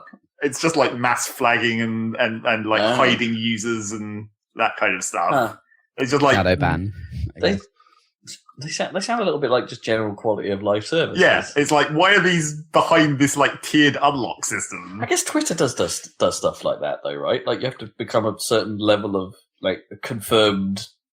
Certified. Certified, yeah, and then suddenly they open up these. Sure, but that's slightly different. That's proving that you're the actual person. Yeah, to some degree, but it's identity theft protection to some extent. Yeah, I guess. And then the other thing that people are slightly pissed off about the YouTube thing is basically YouTube is saying, hey, all you people who want to do moderation, why don't you do moderation and we'll reward you with these little perks and unlocks instead of just fucking paying people to do this work like we should be. Just hiring some people to do moderation. So is this so you can be a moderator randomly? You don't have to be affiliated. It's not per channel or anything. It's just overall YouTube flag videos wherever you are. That's even weirder than I thought. I thought you were talking about tools for just channel owners. Yeah, that's why they're pissed off about it, because it's the actual tools that moderators of channels have at the moment are less than what these perks unlock in the future. Yeah, why not just give it to channel owners so you can do that to anything that happens on your own channel? Yeah, and pass that down to people you choose as moderators for your channel. Somewhat bonkers. Pretty much. So people are pissed. Unless this is a beta program, I would if they had it seems quite a major announcement for it to not be happening immediately, something that they've had in the works for a while. So it's something that Google haven't messaged. I could probably understand if it was a beta. YouTube never messaged anything. Well, it was a video. That's true. That they uploaded to YouTube and then had to disable the comments on. Lol. What's the prize? You think you maybe needed some moderators on YouTube for your YouTube channel where the comments got completely full of shit instantly? Maybe you should hire some people. That is quite funny, actually. And, even though the comments are the same, it's 1:64 dislike ratio. Right, yeah. With like 200,000 dislikes or whatever. Yeah, it's not that the features themselves necessarily sound bad, but why not just, give them to the people give who them need to the them channels. already. Yeah. Don't give them to potentially a bunch of trolls who could unlock the ability to mass flag videos and then just fuck everything up. How much? Because the thing is, abuse could it? How much abuse could the system? The thing really is, it's like it's flagging videos, which means they still have to get looked at by someone else anyway. So you're not really like reducing the amount of work that someone has to do on the back end of YouTube, except that no one does that work. Unless that's where this is going, that there will end up being an automated system. Say if it gets flagged a certain amount, that it just pulls it temporarily. Which is also terrible. It's just like, what bullshit automated systems do YouTube already have that don't really work very well? Yeah. So everyone's annoyed. It's awkward because in a way, actually, this problem, you just can't solve it, right? Unless you hire people. Yeah. It's like, but then hiring people is expensive. But they've done a ridiculously good job of not doing it so far, by the sounds of it. Yeah. I mean, I expect they have to hire a lot of people to make all these automated systems at some point. I guess. That probably costs quite a lot of money. Yeah, it's Google, isn't it? Yeah, it's what they can get the best people. Yeah. Yeah, weird. YouTube be YouTubing. Yep. I think we're out of news. Yeah, that's it. Reddit only seemed to be excited that Gears of War 4 has split screen on PC. That seems to be the main thing that they like this week. I suppose, because that was... It would make sense, right? Because they're trying to keep those games in total parity, aren't they? Yeah, exactly. Anything that does this thing. And people are like, we can talk about Recore briefly, and the mess that game ended up being. Well, not really that much to say about it. It was just like a not very well finished game. Yeah, it definitely came out way too early. So I was interested in that game from what I saw of its early thing, and it turns out that those early interesting things are still sort of valid in that, the premise is interesting, the gameplay is interesting, its normal loops seem okay. Problem is they just don't do a great deal with it, and it's buggy as all hell. And the end game is unbelievably terrible and seems to just suddenly hit you're slammed into the ending when the story feels like it should have had an extra chapter or two to explain what the hell's going on, to ease you into that. Which all are signs of this came out too early. But the interesting takeaway here is that apparently the Xbox version actually doesn't run that great and has incredibly bad loading times, whereas the PC version is absolutely fine. This might be the first Universal Windows platform game where the PC version is actually better. Well, apart from maybe Killer Instinct, but that came late, so it doesn't count. And the whole save transferring thing apparently works beautifully. Like, do something on the Xbox, and your save will get cloud synced, and then you go on the PC, and it's pretty much there instantly. All that stuff apparently just works and is fine. Maybe not that amazing, really. No, but it's like... Especially since Microsoft Cloud saves have already existed forever, and it's just like, now the PC can see them. Yeah, but I guess, like, what people are saying, like, why that feels great is, like, if you put that next to how PS4 has apparently handled it, and, like, you have to, like, manually sync saves, or trigger your console to do an upload to the servers manually, that, this is just leaps and bounds better than what Sony are doing. Like... Well, that depends whether you want automated uploads or not. There's definitely reasons that you wouldn't want it to sync all the time. Oh no, sure, but the PS4 there just isn't an option to do that. Like it just doesn't do that. Or it will, but the time at which it does it is unpredictable.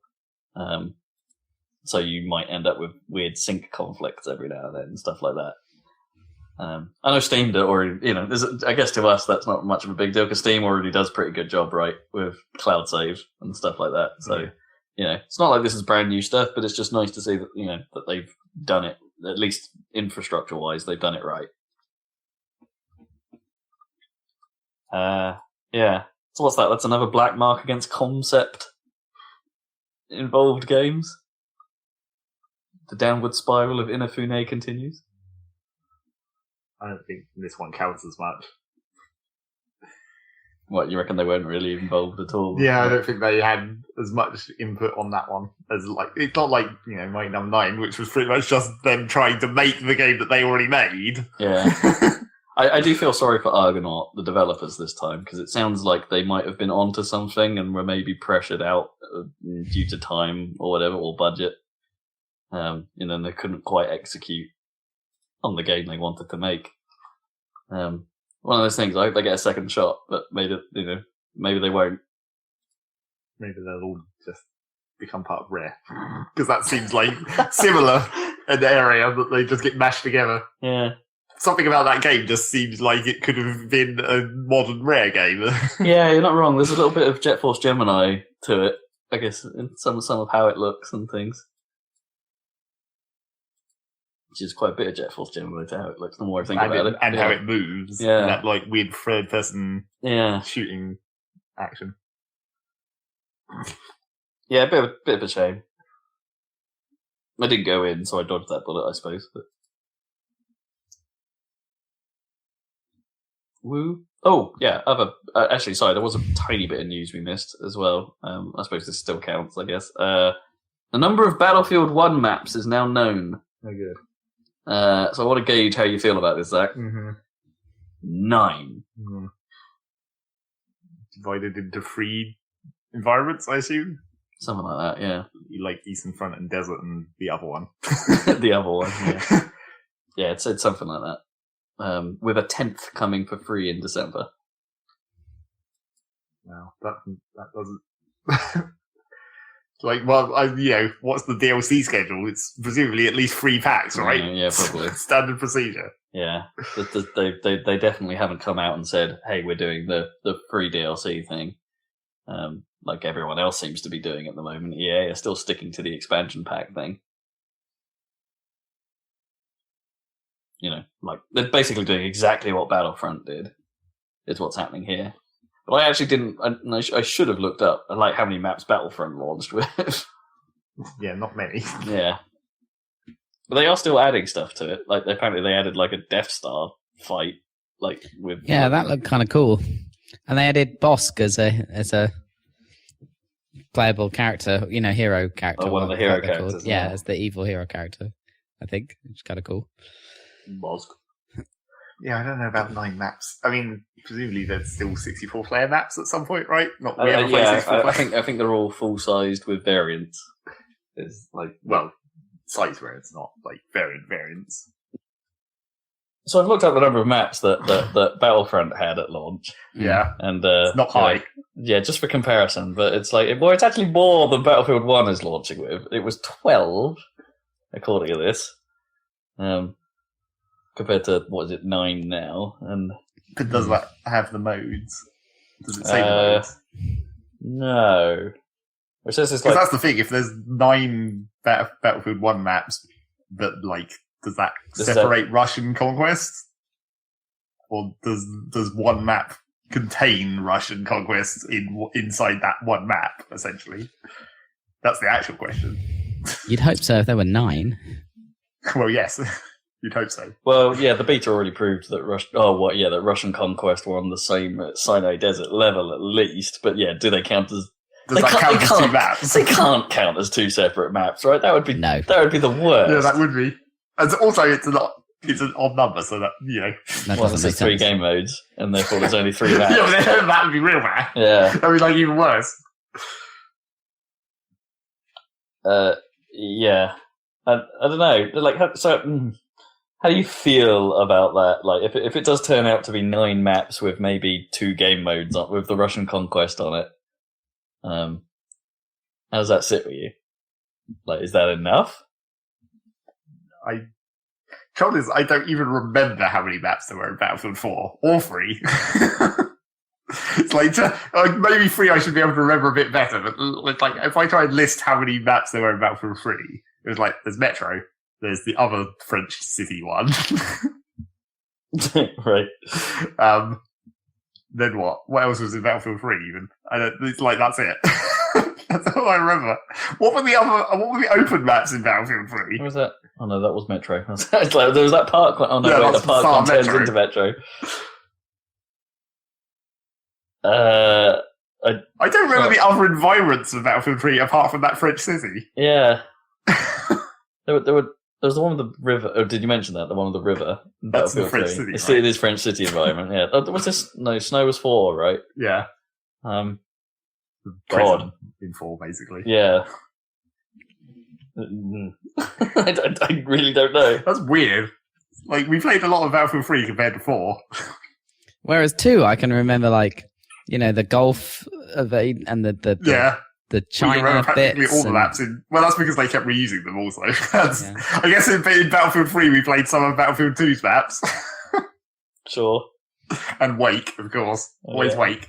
But that came late though, didn't it? Yeah. Was it Battlefield 3 or 4 that had the flood level? What do you mean the flood level? Well, if it the changed... one with the dam where the dam bursts and the water level goes that up. That was 4. Because I played that level once and said, no, I don't like this. That was an okay conquest map. Mm. I mean, the flood thing doesn't always happen, which is one of the reasons why it, didn't matter. Sure, yeah. Man, you're going to make me want... In fairness, my Bing search for Battlefront maps isn't showing much good results. Not being specific enough. Yeah, not like that one we found for Team Fortress last week, where I had a nice breakdown of all the maps and when they came out and stuff like that. I'm sure there must be a Battlefield wiki somewhere that has a map list. Oh, you'd hope. Battlefield... Man looks thing up on phone. Oh, I've remembered another Battlefield 3 map. It was the one with the antenna. Wasn't that 4? No, it was the big antenna in the middle that could fall over and crush things. Yes. Yeah, the big tower. Yeah. The big tower, yeah. That was before 4 when it became a thing. Yeah, no, that was the big sort of grassy plains level where one base was basically on top of a hill and the other one was just a giant air base the other side of the map. Yeah, no, I remember that one. Alright, so here we go. Here's the list of well, I found a wikia. Yeah, as you do. Oh, I hate wikis. I know, wait, they're so bad. Oh, no, their website is just... That system is awful. Hang on, this doesn't actually factor out DLC levels, so this is all of them. I remember Karg being something. Okay. Remember KHARG? Karg. Yes. That was a level. Demo Van de Peak? That sounds like that. Wait, no, there was one in the desert in like an oil field, wasn't there? Like there's little, that little oil thing in the middle with there's a weird military base off to the side for no reason. I should have remembered that because that was the first time we encountered super pro cheaters, right? That were standing at either end of the map with like SMGs headshotting. No, wasn't that the first time we had the super pros was on that weird map with the tunnel through the mountain. Oh yes, no, that was a level as well, wasn't it? Where the chopper could fly over the mountain and you base jumped in. Yeah. Or was that 4? No, that was definitely 3. Yeah, where you're coming down the mountains. Caspian border? That might have been the grassy one you were talking about. Yeah. Yeah, this is real fascinating. Yep. Pipeline. Pipeline must be that desert one. Maybe, yeah. Oh, the marketplace. Oh, right. I know the marketplace. That was a good level. The desert maps. I remember some of them now. Tehran as well. Yeah. It's okay. But there wasn't... Not a great deal, actually. Yeah. Thinking about it. Still like 9-ish in that region. Yeah, so maybe that's all right. Maybe that's all right. I'm just trying... To be honest, I'm trying to gauge, are we going in on this? Well, yeah, that is the question. Because... To be honest, Kippers wasn't too infused about going in on Infinite Warfare, so that might free up my budget to allow for a Battlefield. And, there's Titanfall 2, let's not forget that as well. Mm. Have you got any inklings towards Titanfall, Dan, this year? No, not until it's out. I mean, I'm probably more inclined to play Overwatch, to be honest. Like, how many maps are they going to be playing Titanfall 2?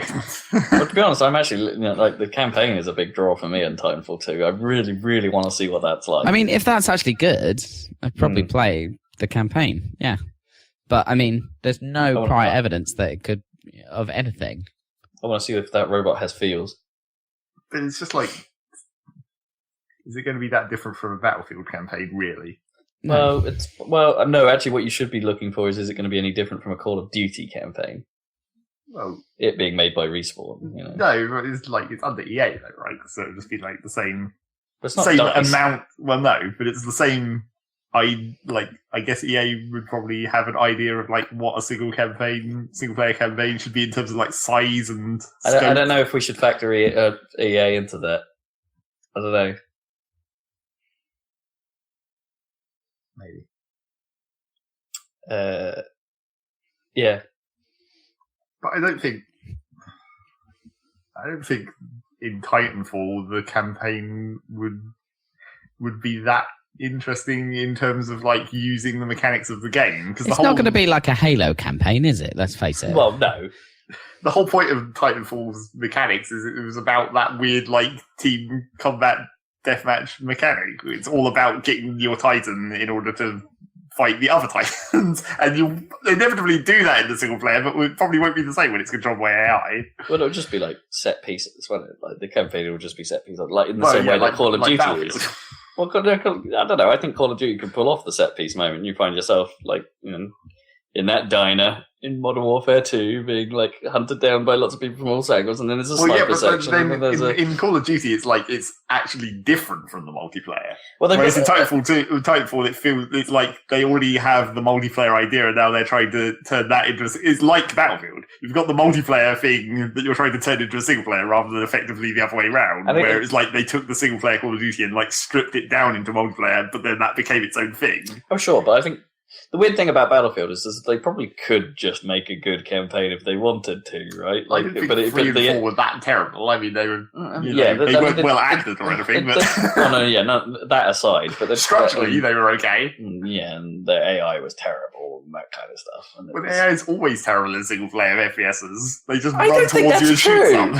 I don't think that's true. Like Halo flank you. Yeah, Halo is the one example that anyone's ever had, and that's Half-Life. That doesn't really. I don't. They're not that intelligent, but they do flank a bit, don't they? The Spec Ops guys. Well, like barely. It's just like you can. Or you talk about like Halo and Half-Life, and at this point, that's the equivalent of still saying it's something amazing when enemies dive out of the way of grenades. It's just like we should have progressed from that point, somewhat. I don't know. I felt like Halo 5 was like there were some moments where it's like, oh no, I've been outsmarted here. Like these elites are behind me, like, and I didn't see that coming. And it's well, maybe I guess. How that came to that scenario, I guess, is always the bit you just don't know. Well, yeah, it's like they could have just spawned back there. Maybe, yeah. But they feel smart, and you're right. Call of Duty bad guys don't generally feel smart, and Titanfall will do that thing where there's going to be a lot of fodder around as well as other pilots. Well, especially once you actually get in a Titan. Sure. Well, and don't forget the normal grunt guys. If you're a pilot and there's these grunts hanging about, but then the story is about you being a grunt that becomes a pilot in part. Yeah. So it's I think they could do stuff if they're not afraid to perhaps bend the rules from what they're doing in multiplayer. Like not necessarily in terms of movement or the guns or anything like that, but in terms of like little things like maybe even movement. You might not have a pilot suit, stuff like that. I think there are things they could do to keep that interesting as you progress. And the idea that it has to progress is sort of a problem as well. When you because in multiplayer you progress within this 2-minute match. Whereas if you're in single player, you're like, oh, we're going to have the first 2 levels be you're just on foot with regular boring ass guns. It's like, can you stretch it out too much? I think there's a lot you can do in story and pacing and like what you're fighting and how you're fighting. And, it's like any campaign. That's exactly what a campaign is. I don't see why they would be necessarily bad. I guess suppose you've never played a COD campaign, and it's like in theory that's the same. I've played some parts of COD campaign. Oh, okay, right. So there's elements of that in theory, and those games they all handle the same. They all sort of you're just a dude on the ground shooting other dudes as you try and get somewhere, with the possible exception of ghillies in the mist. Yeah. Or you're stuck somewhere and you have to hunker down until something happens. It's like they're all those games, but somehow they still kind of work. Oh, until there's a traffic sequence, run across this road. Or, I always liked that the level with the club in Black Ops 2. That was cool. Or there was the mysterious flooding level. That was kind of fun. Stuff you can do. none of that appears in the multiplayer. No, exactly. And it's like, but that's fine. Yeah.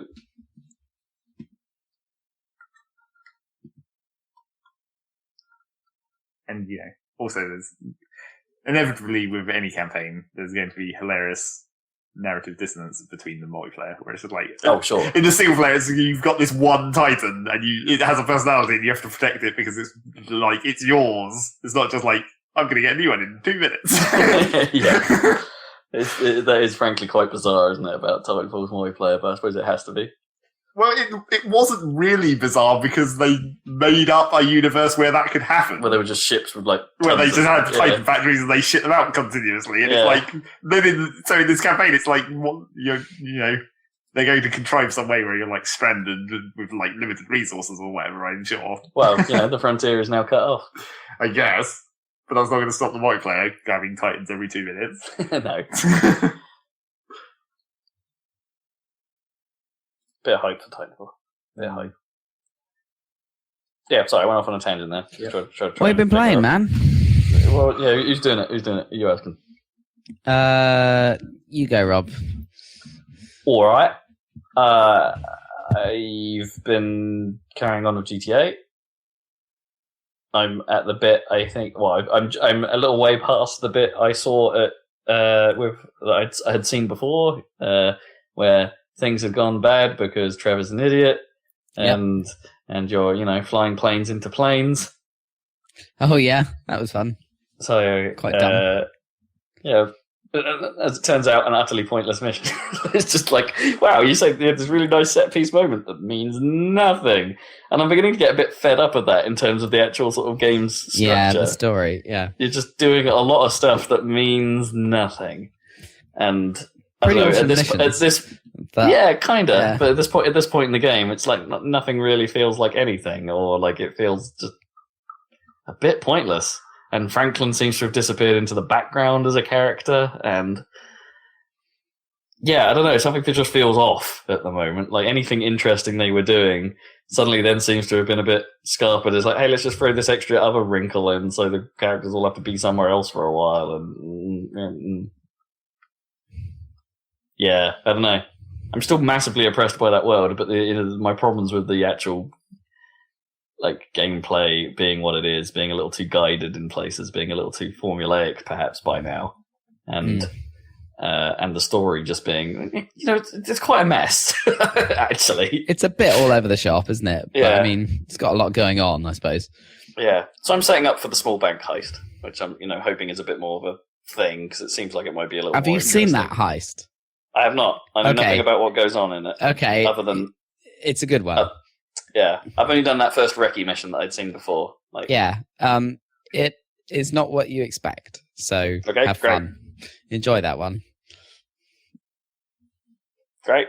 I'm looking forward to that. Well, yeah, the heists are clearly some of the best stuff. But yeah. Apart from maybe that one with the submarine, that was a bit naff. But yeah, I mean, I feel like that might be more fun than when you're fighting your way onto the ship. But yeah, me, probably. Yeah. Anyway. There wasn't really anything to the submarine one, I guess. Yeah, it's all set up, isn't it, for that one? Yeah. Pretty much. Yeah. So, I had problems with that. And also, I'm 30-odd hours into this now, and yeah. I'm just like, okay, how much more is there to it? It feels like I'm halfway. And I'm not sure how much of a guide that is, but that's what it feels like. Probably my percentage count is 50%. And I know you shouldn't go with that because that's the GTA 100% thing, not a story percentage. Well, that seems really high, yeah. I don't know. I think you're probably over halfway through the story if you're there, but not massively near the end. Yeah. I don't know. I think I'm tiring. I'm fatiguing. Fair dues. Which I'm not sure I expected to happen. We'll see what you think of that heist, and then... Yeah. Yeah, well, I'll keep going. There's stuff to do. Is it Maud, the person that sends you texts with an image of where to find people? Oh, yeah, her, yeah. I found one because it was easy. like, oh, that looks like the quarry. Great, I'll go there. And the second one she sent me, it's like, I have no idea where that is. That's just an aerial photograph of what could be bloody anywhere on the map. Yeah, I basically missed all those when I did it the first time round. I think even the last time round, I only did the quarry one, after I'd pretty much finished the rest of the game. Mm. Yeah, I'm not sure. It's just not enough clue to go on. It's like there's a bit of lump in road, and it's like, well, I could scan the entire map looking for the same lump in road, which I did for a little bit of time, and then I went, no, I can't see it. Yeah. Well, no. Screw this then. I don't know quite. Maybe I'll casually drive past it if I'm lucky. I think that's all you can hope for, really. Yeah. So, apart from look it up on the internet. But sure. Yeah. But that sucks. Yeah, I'm not really doing that. I've had a couple of moments of like just sheer jank, and again, some of it I think I mentioned last time, where things have just sort of failed or just gone wrong for like, what just happened? I don't know what I did, or I've like just something else has happened somewhere else, and it's just gone, no, you failed, you didn't do this thing, and it's like, do what thing? I don't know what just happened. What? Just a little bit of that, but. Yeah, I'll keep going, obviously, but like I'll maybe play it a bit less. Just keep it burning in the background.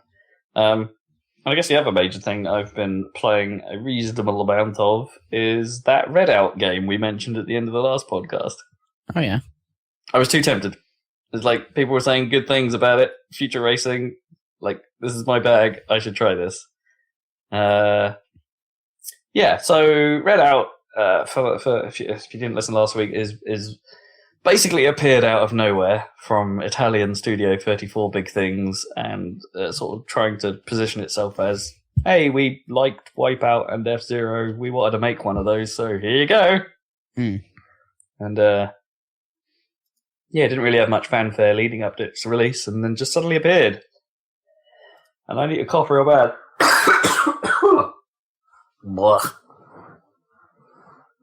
And so it's a very, very fast future racing game with an interesting style. It goes for a sort of an unshaded polygonal look to its world and things like that. It's set in real places like Egypt and Alaska and stuff like that, but all of its graphics, it's a bit like the Massive Chalice look, I guess. That sort of like they specifically go in of like, well, no, we're not going to shade between triangles. You're going to see all the triangles in this world.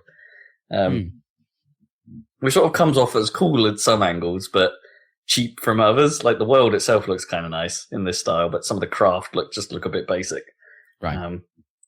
And there's some like fake science going on where like bits of craft like don't have to be attached to each other, so there'll be like flaps like just in midair on some of the ships and stuff like that. But there is straight up a pod racer. Like one of the craft is basically a pod racer, so that's kind of cool. So they go with that style. It is, it runs well. It's super smooth. It's got a sort of saturated No Man's Sky sort of color palette to it, which it's a style. It's got a style. Problem is that style is a little bit soulless, and that kind of extends to the majority of the game. It's like it's a difficult one to talk about because there's nothing inherently wrong with the game. Like, it handles well, it handles consistently, the track design is interesting. If a little bit spoilt by the fact that there's 20 tracks, but they only exist in 4 different environments, which is a little bit against the rule book for, like, future racing games. So that they do kind of blend into each other a little bit. But there's nothing really wrong with the design. Like, but it just seems to lack an edge. It lacks that visceral hell yeah feeling that games like Fast Racing and F-Zero have. And to a certain extent, Wipeout Wipeout never had that sort of hell yeah feeling, I guess. It was just a technical achievement kind of thing. But because this prefers to play its racing faster rather than floatier. So Wipeout is very floaty. This tends to be very, like, you're traveling at high speeds, so you need to get your lines right, yo. You need to be coming into the turn miles in advance grippy. At the right angle. And you're fairly grippy, yeah. Some craft drift more than others. But there are ways of like counteracting that and stuff.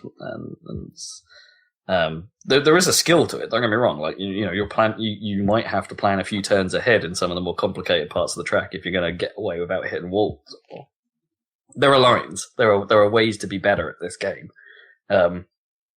which I appreciate. And some of the tracks are really bloody difficult to learn because some of the turns are a little bit blind, and like until you've done it a few times, it's a bit tricky. And it does have a little ace up its sleeve, which is unique in that you have to, if you're traveling uphill or up curves or down curves, you have to pitch your nose along with the track. So if you're going up too much of an incline, your nose may dig into the floor of the track, causing you damage and slowing you down. So you have to be aware of to pitch up when you're going up a loop-the-loop or something. Likewise, if you don't do it the other way around, like you're going through the outside of a loop, or that kind of, you're going over the crest of a hill type slope, you can Redout, hence the name of the game. So your screen will go very crimson and making it harder to see. That doesn't make any sense. That's what a Redout is, right? Blood going to your head? Yes, but pushing your nose down when you were going over the hill would make it worse, not better.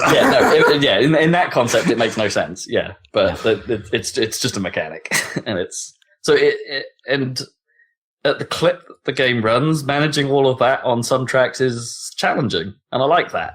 That's where there's sort of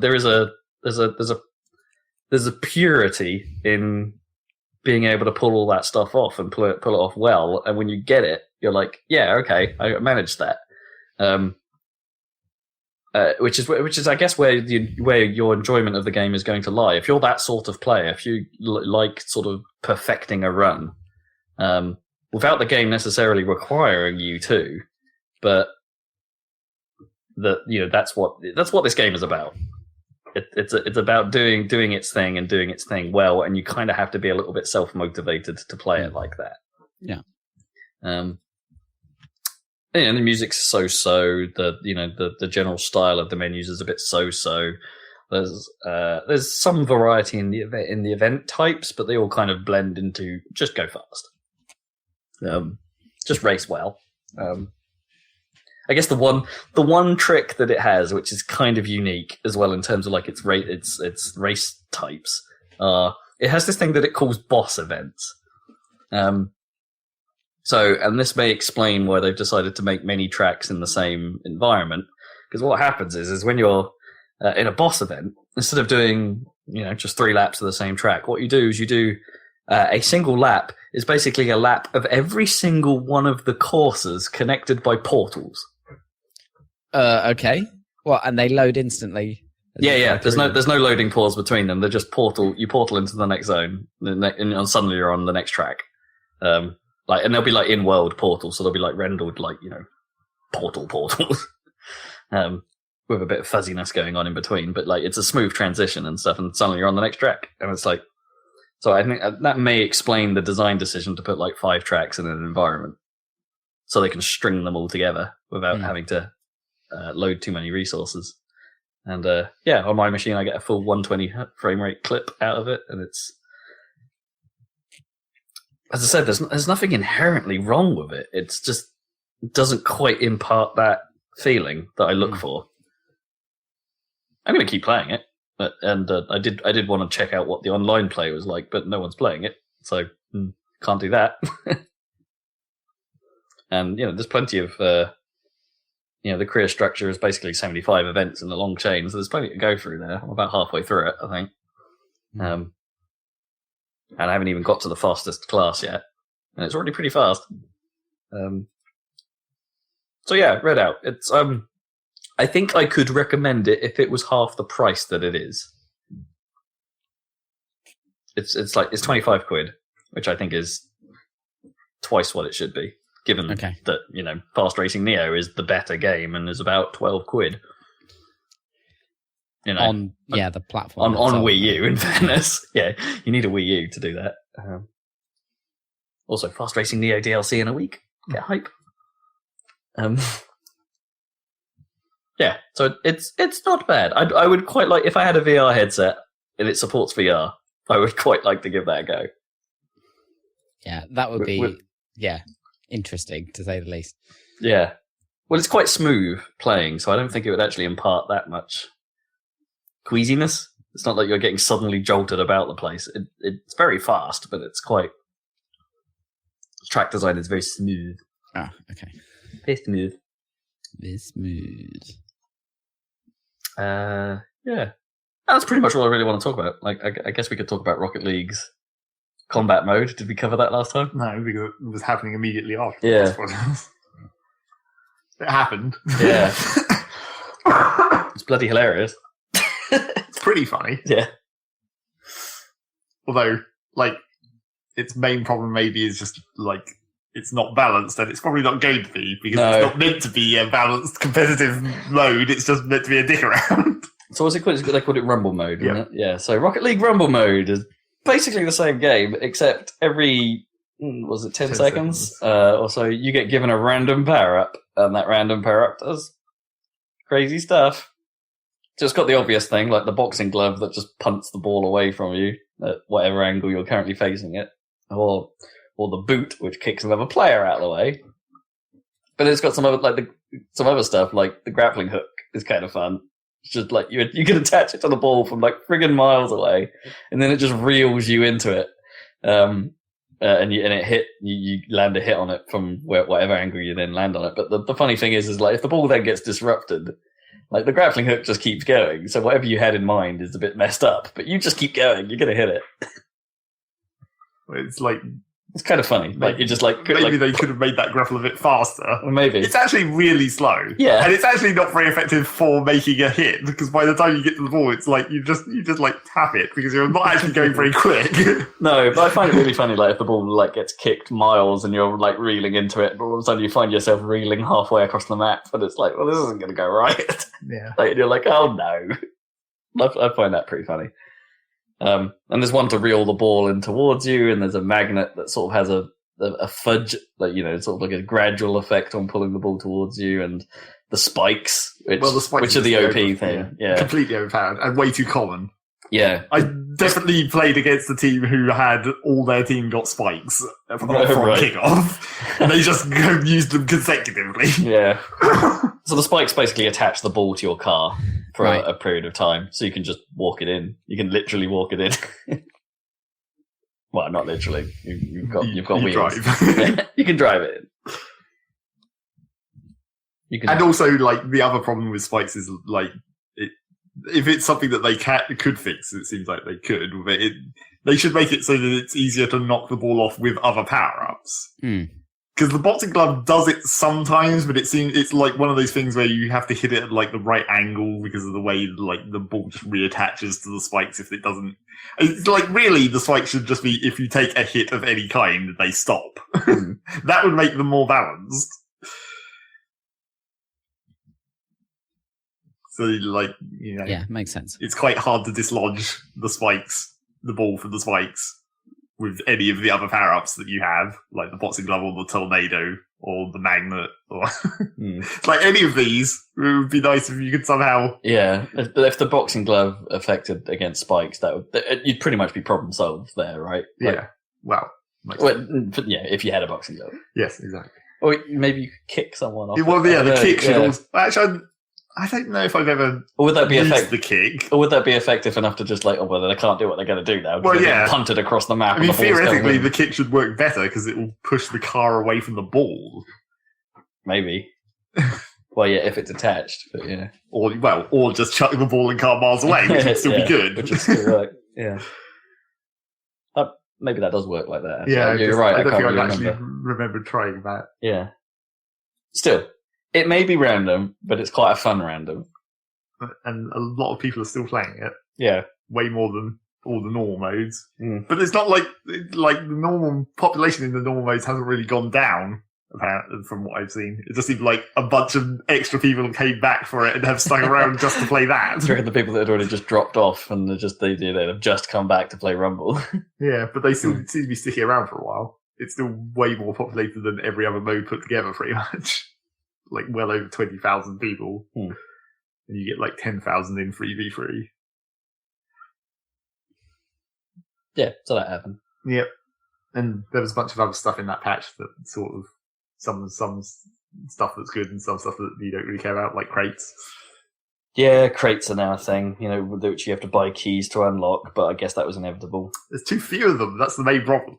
It's the same problem that lots of people have had in the past with like adding more especially free stuff, like adding more content and then like grouping it together. It's like there's only 2 kinds of crate, and that's just not exciting after you've seen 2 crates. You get one of each, and then you're like, well, I'm just going to get duplicates of these, and I don't really care about anything that's in them because there's not enough selection of what's in them. Yeah, it's not like they make content very fast, is it? No. In Rocket League, so it's like, well, there you go. That's what we have right now. Although some of the stuff in those crates is kind of cool. Kind of. I mean, some of it. Some of the boost trails. Sort of. Except they're inherently not cool because everyone fucking has them. Yeah. It's the classic other problem with that situation of unlocking stuff out of crates is like everything instantly becomes incredibly uncool because literally everyone in the entire universe has it. Yeah, I'll stick to my my hat and rose combo. Thanks. Yeah, I'm the underclassy gentleman player. Yep. Classy gentleman Rocket League. So yeah, still playing Rocket League. I played it a lot as I continue to do. Yep. I can't get any higher in BioShock map, effectively. Oh yeah, Rob's wish has been granted, which he said maybe on the podcast or maybe not. I don't remember. They're making another normal map. Yay! It's an underwater one. Yay! Which seems like a missed opportunity. If it was literally underwater, that might have been interesting. Changing physics. Or what? Yeah, but you could do that in presumably with those settings. Well, yeah, right? You could, but then make it legit. Man, yeah, that could be quite odd. But no, it's just underwater. I'm happy with that. That's fine. It's fine, but yeah, it's a cool idea for a thing. Yeah. Is it like actually BioShock, or are they just like? No. Well, like the trailer made it look a bit sort of Art Deco and. Well, presumably it has like a stadium as well. Yeah. Like there's some kind of underwater seating area. Yeah. So there's going to be some kind of BioShock-esque element to it. It's a fun pastiche. And 2 random cars that supposedly meant to look like submersibles, except they sort of don't really. Right. Or one of them kind of does. Well, one of them just needs to be a cylinder. Yeah, you could do the James Bond car, the Lotus. They didn't do that. Yeah, but that's just a car. Yeah, but with a it propeller turns into on a submarine. Yeah, but that's basically the equivalent of the DeLorean. It's Yeah, like how it turns into the hover version. Just put a propeller on the back. It's fine. Okay.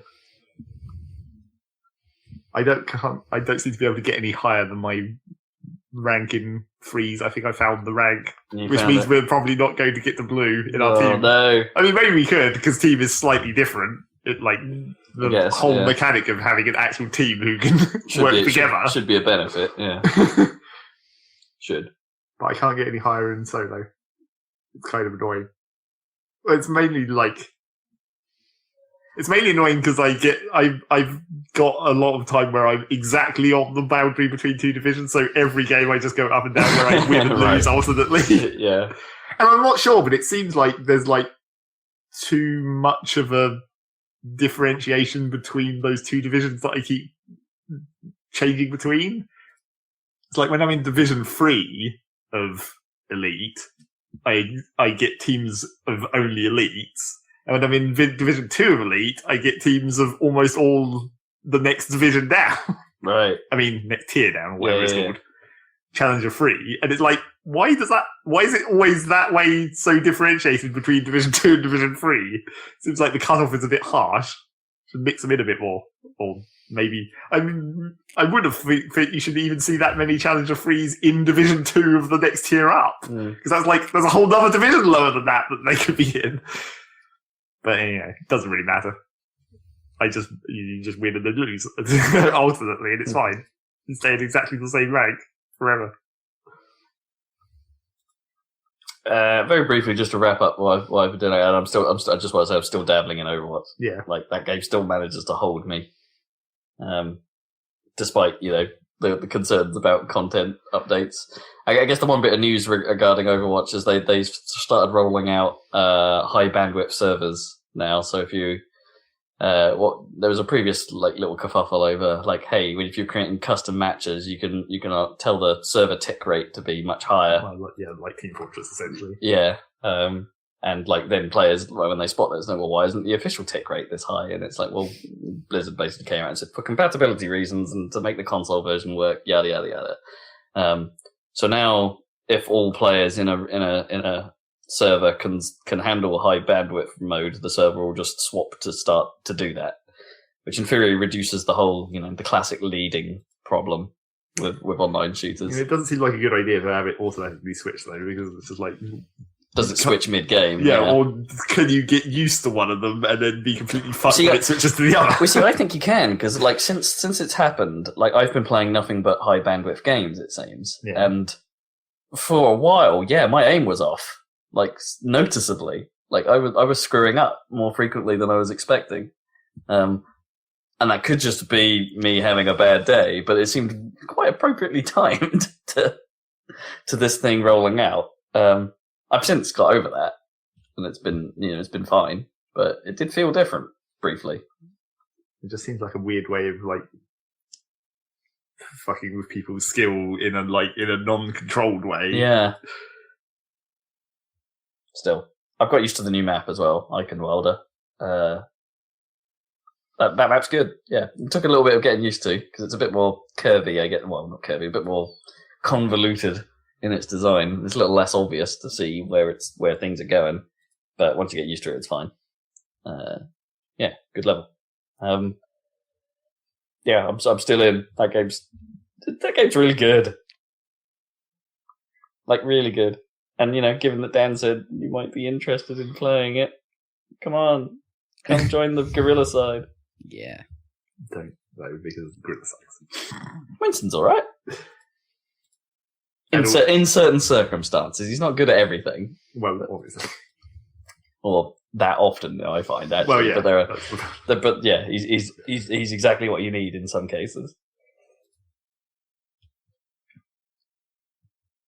But yeah, play Overwatch. Join us, or join me, and then maybe Zach will join us out of peer pressure. Pressure. What are you playing? I'm doing Dad's job, sorry. Yeah. What are you playing? There you go. All is right. Well, I continue to play Factorio because those last 4 achievements, which aren't difficult, are continuing to take fucking forever to actually do. I managed to do 2 of them this week, so I guess I'm getting close to actually being done. There. It was just a lot of setup. That's the trouble with them. Because they're just... Well, the 3 of them are, production over time. And, you just have to expand to a certain point. But then there's also an element of, basically having to turn everything on at the same time. Because, typically in a factory, I'll have bits where it's where, this part of the factory isn't doing anything because I don't need any more of whatever it's making for a while. But in order to just get to this production target, it's let's just jip it and just turn everything on by making them massively overproduce and just see if we can actually get to these achievement values. Because they're totally unnecessary. It's it's way more stuff than I actually need. Mm. But if I can just turn everything on simultaneously. Yeah, just spew it out somewhere. Stash it in a container. So I did that. Did 2 of those, and the 3rd one should be doable once I get some more oil going. That'll be fine. And then the 4th one is it's pure production, not per time, it's just total. Mm. And that one's just a matter of, while you're running it for a while. I guess while you're going for the others, you're sort of en route to building that up. So, except it's a very, very high number. And it was downscaled at some point as well, I think, because it used to be even higher, but then they realised it was ridiculous. It's make 20 million green circuits, and it counts up, across saves or whatever. It's total, ever. Right. And I'm still only at 5 million. Oh, jeez. That's not, it's not like that's every game of Factorio I've ever played. That's only since Steam Achievements existed. Oh, right. Gotcha, yeah. Because I guess you were in before. And unmodded also. Yeah. Oh, right. The achievements sent off if you've got any mods on. So yeah. this one game that I'm playing to get the achievements, that one map has made 3 million of that 5 million. So okay, I only need to.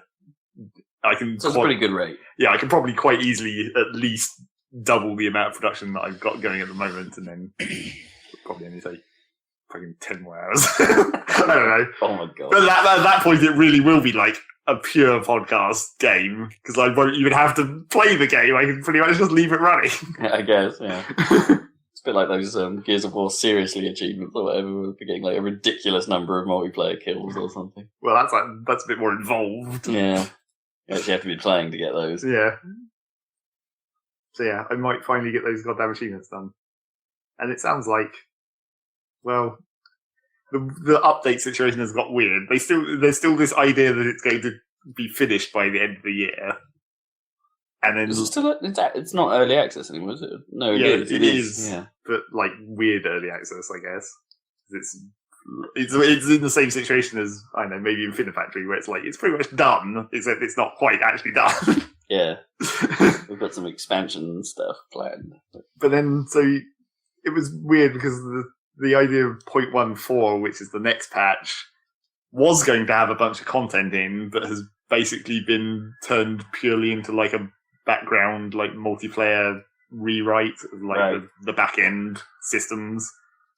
So and then all the content has been shifted over into like 0.15, but 0.15 is still meant to come out before the end of the year. So these two, it's like they only made 0.14 purely because the multiplayer thing is basically done, and you might as well put that out. It's like it doesn't need to be a separate patch; it just is going to be. So yeah. We'll see if they do make it to the end of the year and then say that it's done. I'm still not convinced because it's getting quite close to the end of the year. And 0.14 still isn't actually out, so we'll see. Apparently, they've made the multiplayer code or whatever that they've rewritten is quite ridiculous, where it can support like 300 players. It's like I'm not sure why you'd ever want to do that. It doesn't. I mean, people have suggested, well, yeah, but what if you had 150 teams of 2 people and they were all making their own bases? It's like, well, yes, that would theoretically be a thing you could do, except there's not really any reason to still. I mean, you can theoretically have PvP in Factorio, but it's not designed in any way. It's like even the tower defense aspect of defending against the alien attacks is barely a thing that you have to worry about ever. You just build a wall and put some towers behind it, and then you're done. So yeah, extending the wall, I guess. Okay. So yeah, I can't imagine why you'd want that many players ever, really, except for it to be funny. So that, and then I guess it seems like we should talk about it, but we haven't because it's been more than 2 weeks. Yeah, technically. Yeah, but I did actually go into Project Highrise. As I mentioned at the very last moment at the end of the last podcast when it appeared on Steam, pretty much at that exact time. So I got into that and played it a bunch. And, it's basically... Ending video. Oh, yeah, we made a video of it, right? Oh, cool. But it's basically exactly how City Skylines is trying to replicate SimCity. It's like Project Highrise is trying to represent Sim Tower in the exact same way that like they don't quite succeed in emulating the simulation as much. It's it's basically like Sim Tower, except it doesn't simulate the elevators, which is pretty much the entire point of Sim Tower. It's like been fucking 20 years. Why can't they?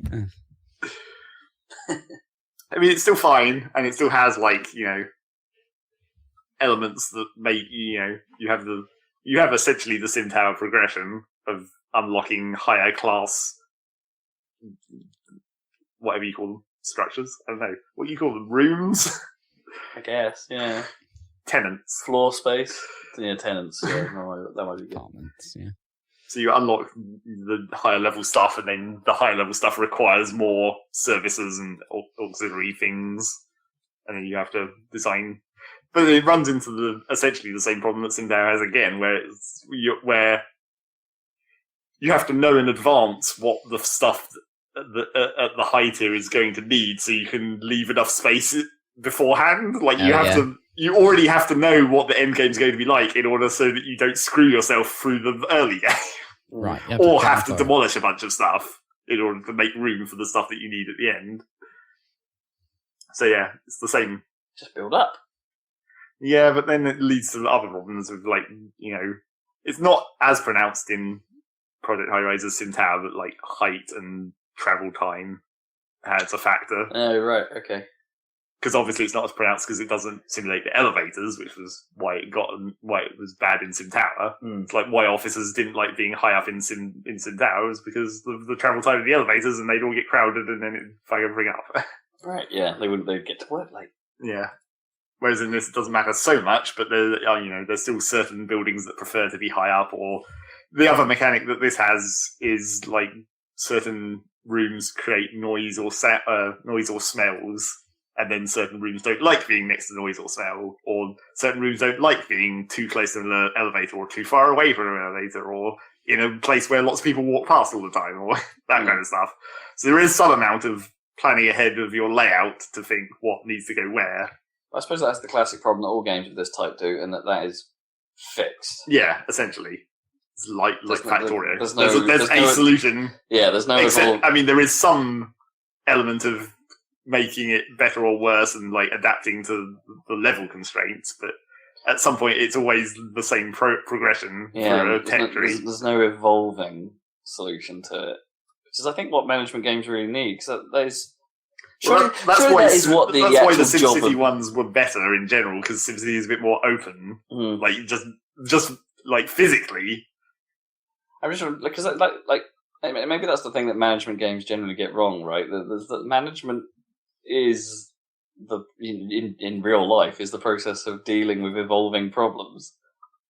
Well, yeah, I guess. I mean, to some extent, that's difficult to make it happen in a... Sure, yeah, it's mechanically tricky, right? Well, it's mechanically tricky because you have to make the problems, and then the problems become a set, and then you can just know what all the problems are. There's no way to make actual, like, unusual events, like, just randomly generated out of code. I mean, I expect you probably could. I guess you might need to have like some sort of way.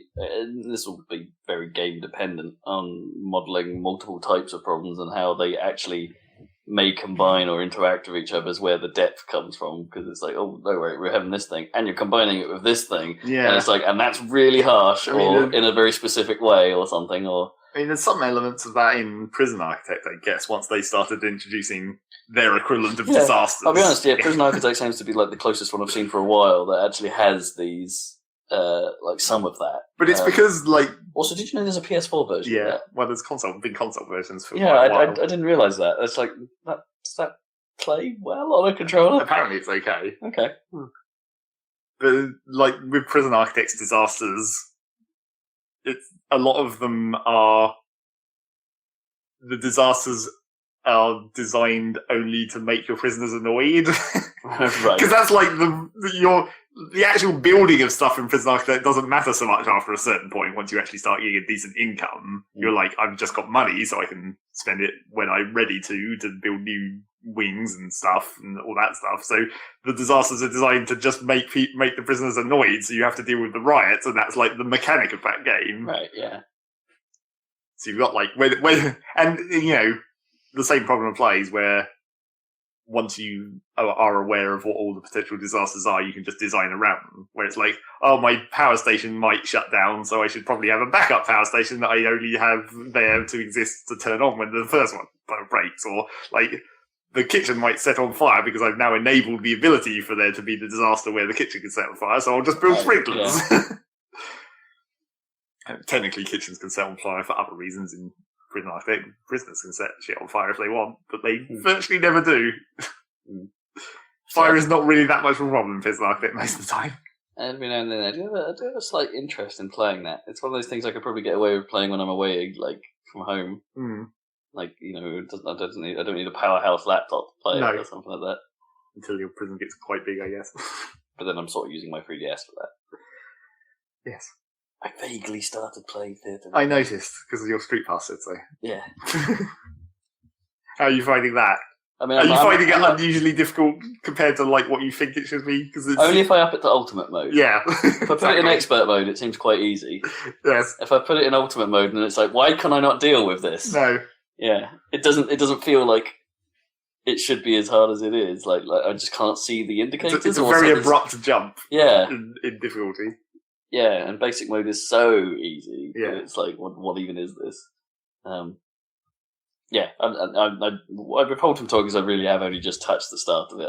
I'm basically in the middle of my first quest, so it's like, yeah, I'll come back to that. I won't talk about it yet. Okay.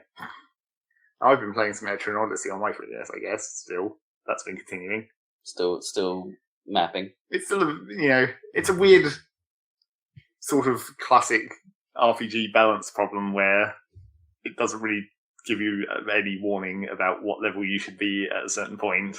Right. And that can sometimes be worse. Like, there's the boss that I'm about to do, I've already failed once because I walked in there and it just shoves you straight into the boss fight. Oh, right. There's no dungeon. There wasn't any, because sometimes you can see because you can occasionally see boss monsters on the map. They're a special type of enemy, essentially. They're visible and they move around. And those have, different coloured icons depending on how theoretically difficult they are. Even though sometimes that's wrong, as I've discovered on a couple of cases. But in this specific boss, it was it was behind a closed door and you walk in the room and then there's a sequence where you just walk up to it. And I was like, well, I wasn't really prepared for this. It's too high level for me. And now I'm fucked. And then I lost my save because I hadn't saved for ages because you have to leave the entire dungeon to save. So I lost an hour of progress in that dungeon and had to redraw the map for it and all that stuff. That's a long dungeon. Yeah. I mean, you can save in the dungeon, but it's a temporary save. Yeah. It's deleted when you reload. Yeah. A bit like Ninty's weird. Well, yeah, they keep doing that a lot in a lot of the 3DS games that they help with, I suppose. Yeah, and it makes sense to have some sort of save anywhere system, right? Theoretically, you could just close the lid on the 3DS and... Yeah, I know, but they're thanks to Street Fast and things like that, or Picross's dailies, it's there are reasons to have to jump at. Now. Yeah, I guess. It's I like and your batteries might run out. Sure. I like the games that put a save anywhere feature in, even if it is a temporary save. And the other trouble I had with Etrian Odyssey for a while was it's also quite it also doesn't really explain some. Well, it sort of tries to explain it in tutorial elements sometimes, but then there's things that are too subtle for how main they should be. I got to this second part of this dungeon I was working on. It's this second floor is probably too high level. You should probably go to this other small dungeon and train up over there for a while. I was like, well, yeah, you've done this before, so I'll probably go and do that. Because that dungeon will be a level appropriate and I can level up quicker and all that kind of stuff. So I tried to go over there and it's guarded by a big enemy that patrols around it on the map, on the overworld. And as soon as you go close, it runs up to you and attacks you. And that enemy specifically is way higher level. And you're like, okay, so there's got to be a trick to get past this thing. And it very vaguely mentions in a conversation you have with someone somewhere that I already forgot where the fuck it was because I was just reading text and it just went past. Yeah. It mentions vaguely where it's the big enemy that patrols that forest, it's eaten all the other wildlife around because it's the top predator. So this forest is basically a plant wildlife preserve or whatever. Not that the plants aren't monsters as well. Sure. Obviously. Because RPGs. Yeah. But and very previously in the first area of the game, it very also vaguely teaches you that on the map you can drop food to lure enemies into different positions. Oh, really? So you can basically avoid some of the big boss monsters on the map by luring them out of the way and then you just get where you need to go or whatever. Okay. So it had technically taught you those two things before. So I remembered about the food thing, and I was like, okay, so maybe this thing patrolling the forest, I just need to chuck food at it so it won't chase me. So I tried every different kind of food I could find, fish and plants and meat, and just throwing it at it, and it didn't care. It just didn't give a shit. And I was like, well, that's weird. What the fuck am I meant to do? So what it actually wants you to do, which is the bit that it didn't really explain, and which is why I was hella confused, is nearby there's another one of these large boss monsters, which is just a giant sheep, essentially. Right. And because this other thing is a predator, you have to lure the giant sheep using another type of food, lure the sheep into the range of the other thing, and then they go and eat each other. Right. And it's that you technically did explain that, except not well enough for me to realise that was what I had to do.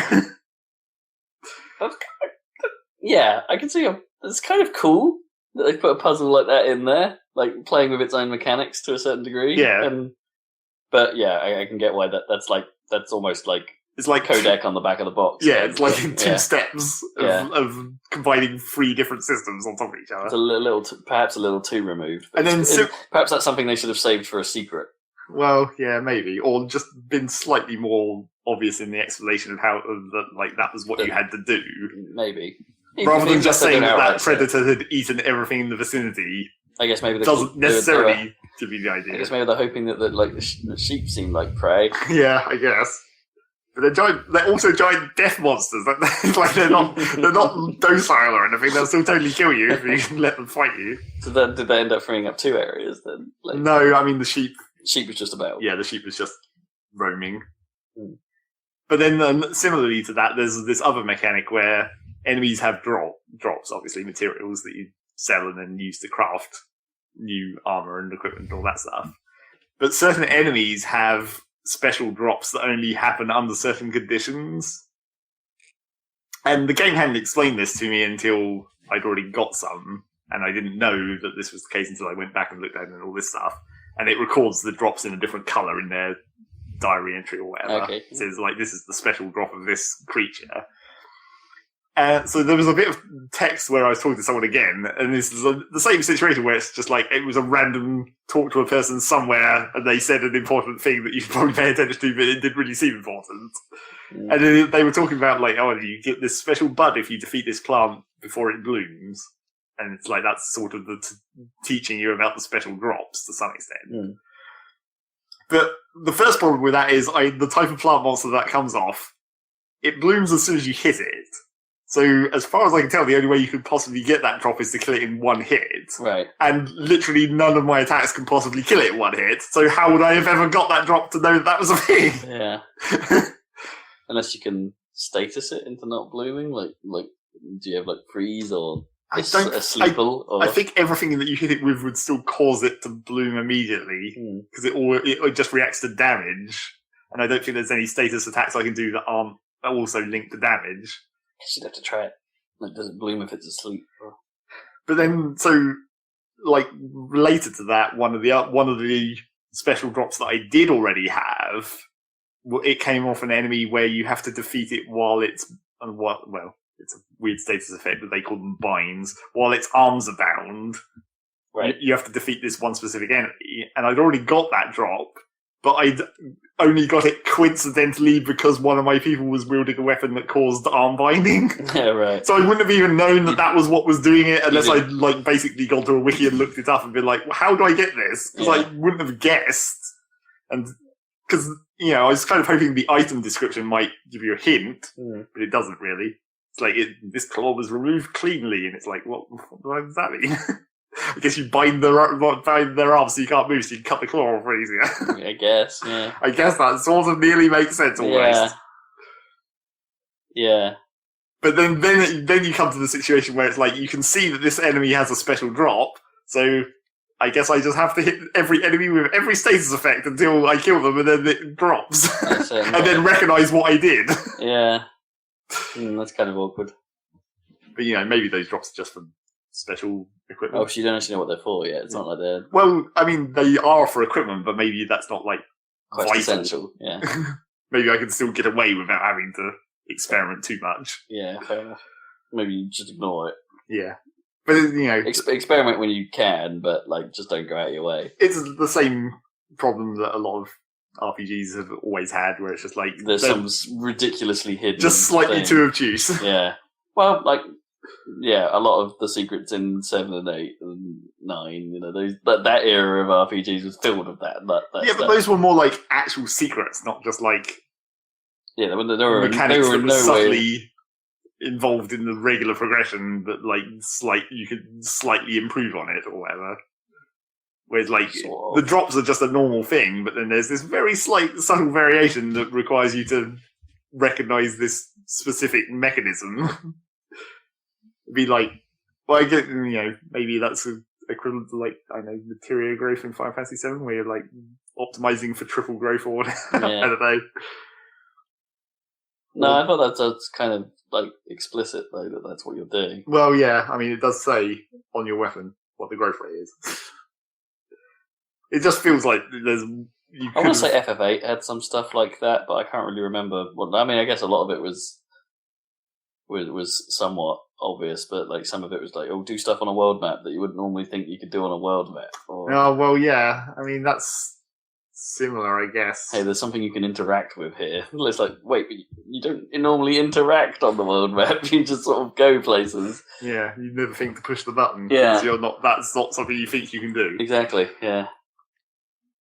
Yeah, I guess that is sort of similar. It's just that it's a classic problem, but to some extent, what is.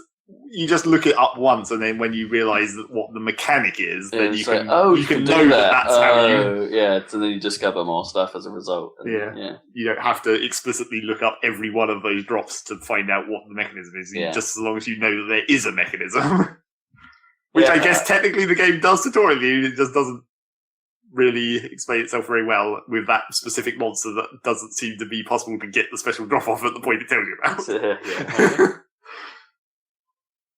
So yeah, it's that. Cool. How far do you reckon you're through it? I'm not really sure, but no idea. Probably about halfway, I would suspect. Wow. Okay, big game then. Not really. It just takes a long while. There's quite some amount of grinding. Also, I spent a lot of time grinding a second team just so I could have all of the classes leveled up, just so I could see what the classes were like. Okay, fair enough. Yeah. And I haven't even unlocked. There's still 3 classes to unlock, so I'll have to grade up like a C team at some point as well. This is a little bit like you in Final Fantasy Tactics jobs, right? Yeah, exactly. Okay. You have to have all the options. Okay. Just to be able to see what they are. There's a lot of them. And then you find the ones that are actually useful, and then you discard all the rest. So there. That's that. That's pretty much everything. Dan, you played some Shadow of Mordor. I know because I saw it on your Steam. Ooh. Yeah, I did, but not very much. But I played a little bit. Yeah, I'm testing games out to try and find a game that I actually want to play. Not having that much luck. I mean, I'm kind of drawn into this a bit, but the combat is literally the same as Batman. I was like, I know this. But then I like Batman combat. That's cool. So, but I need to learn to do it well again.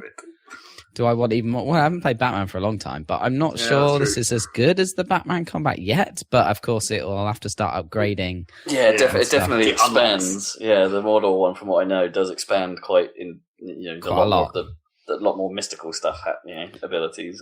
Exactly. So I've got to give that a chance. And the setting is sort of interesting, even from a Lord of the Rings nerd standpoint. It sort of makes sense as a kind of gap in the lore where you could have a nice put a story in and have it sort of matter, or have good characters or stuff. Do you know when it's set? So it's set in between. No, I've got no idea. So I believe it's set in between The Hobbit and The Lord of the Rings, and it's set. So the idea is that while the army's amassing. Well, yeah, kind of. I mean, basically, the Black Gate of Mordor, which you see in the Two Towers movie. They're heading there and it opens and they're considering going through, but they're like, no, we're going to get caught. We better go somewhere a different way. We need the back route. Yeah, we need to find the back route.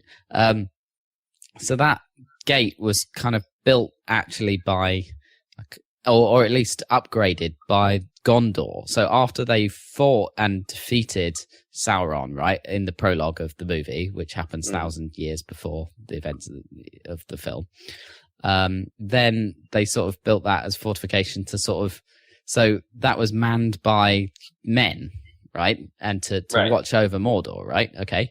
So, but then by the time of Lord of the Rings, obviously it's manned by orcs who are defending their armies before they spill forth and take over the world, right? Yeah.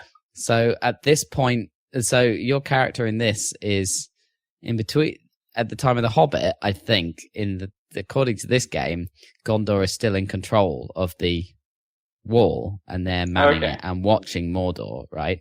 And your character is one of the guards, basically, or the rangers who are, I think he's Gondorian, anyway, who are looking over Mordor and stuff. And things are getting bad because Sauron is sort of rising and coming back gradually, so he's rebuilding his Barad-dûr and then the orcs are multiplying, etc., as Gandalf says in the film. And at this point, like, there's like 3 mystical dudes who are like hardcore servants of Sauron, and they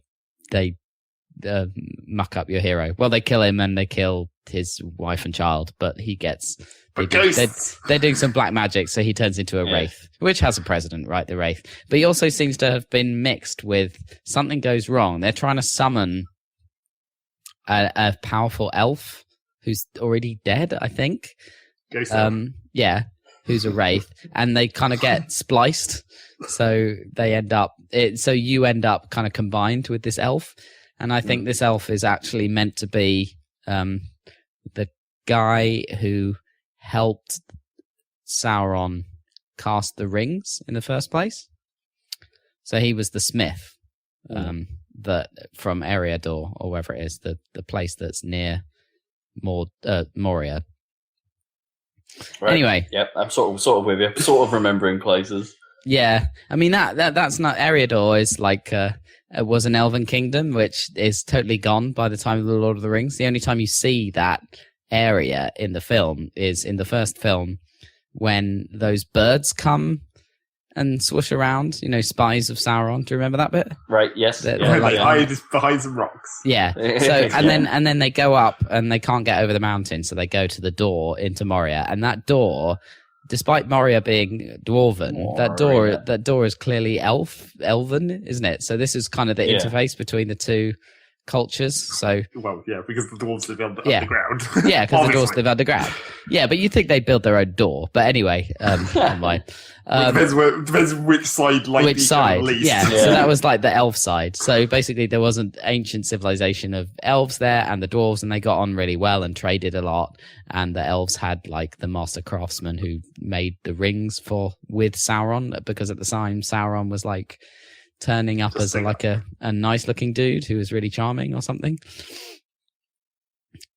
Anyway, there you go. I think that's where it fits in the story. So it kind of makes sense. And it's also at a time when Mordor is less fucked.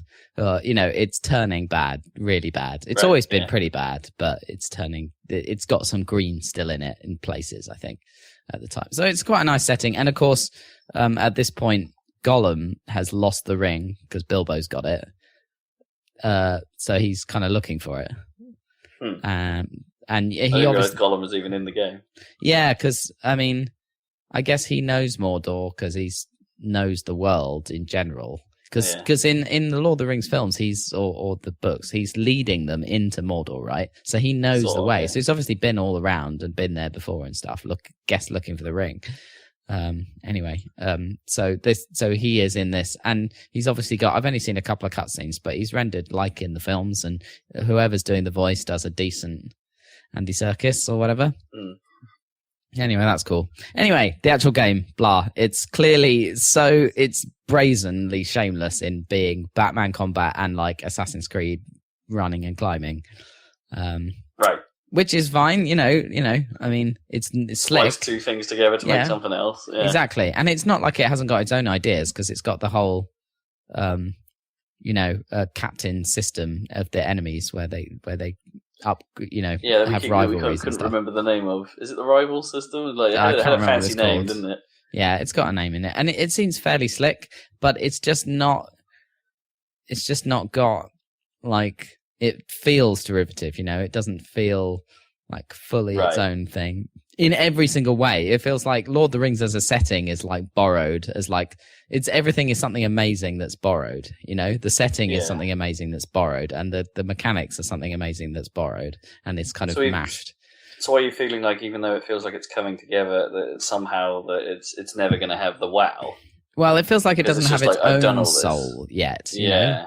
But maybe that will come out. And also the world is just Mordor. Even at this point, it's just not like running around, 14th century Italy or whatever it is in Assassin's Creed. Like, it's just a bit grim, and it's a bit of a grim place to go and spend all your time or whatever. It's not like a beautiful overworld and then you go into a dungeon and fight monsters. It's like, no, you're basically in a gigantic dungeon at all times. But I guess that's what Dark Souls is like, or whatever. Probably, yeah. Yeah, but it's a bit unremittingly kind of bleak in that respect. But I mean, there's a lot of fun in it. I think, I'm sure. But I mean, it's like it's also a weird setting because like a game's writing is never going to be as good as like the source material, you know. Sure. I mean, for example, so it's like you probably have higher expectations of it than needed, you know, because they've chosen to have that setting. Do you know what I mean? Like it's bad enough. Kind of. Yeah. So I don't know. Basically, the same thing that you might say about Batman to some extent, where it's like the Kind game of, but... wasn't expected to be any good as a Batman thing. But then Arkham Asylum pulled that off. Well, yeah, exactly. But the thing about superheroes and Batman is that like they've had tons of writers writing Batman stories over the years of massively varying degrees of quality. Like there's so many Batman stories. Do you know what I mean? And it's the same with all of the comic books. It's like if you go and buy, you can go right now to a shop and buy the latest issue of Batman or DC Comics or whatever. And that's been going since like 1942 or whatever it was, or earlier than that. And it's like, it's not all great. Whereas something like Lord of the Rings, it's like, well, it's just one guy's vision, really. Yeah, the original stuff. Anyway. It's easier to do with Batman or superheroes in general. You can do your version of it, you know, and everyone does their version of it. Like Nolan did his version. But that tends to make things worse, though. I don't know. You try and create your own spin, and then as long as you never say it's canon. Well, that's the thing is that with the comics, isn't it? Is that everything is a different take by a different author, and yet everything is mysteriously massaged to make everything canon to the point where your backstory is just ridiculously stupid and convoluted, and no one really cares. 100 years longer than it actually could. Everyone knows what the backstory of Batman is that matters. Parents murdered, made angry. Oh, he's really rich. Be back. Yeah. Happens to be very smart as well. The detective bit tends to get glossed over. Like that was something in the games that was brought back quite nicely. The detective stuff. Yeah. Anyway. Yeah. But hopefully that VR game will bring up as well. Maybe. So yeah, not sure. I find myself wanting to find a really good game to play, but I'm just not really sure.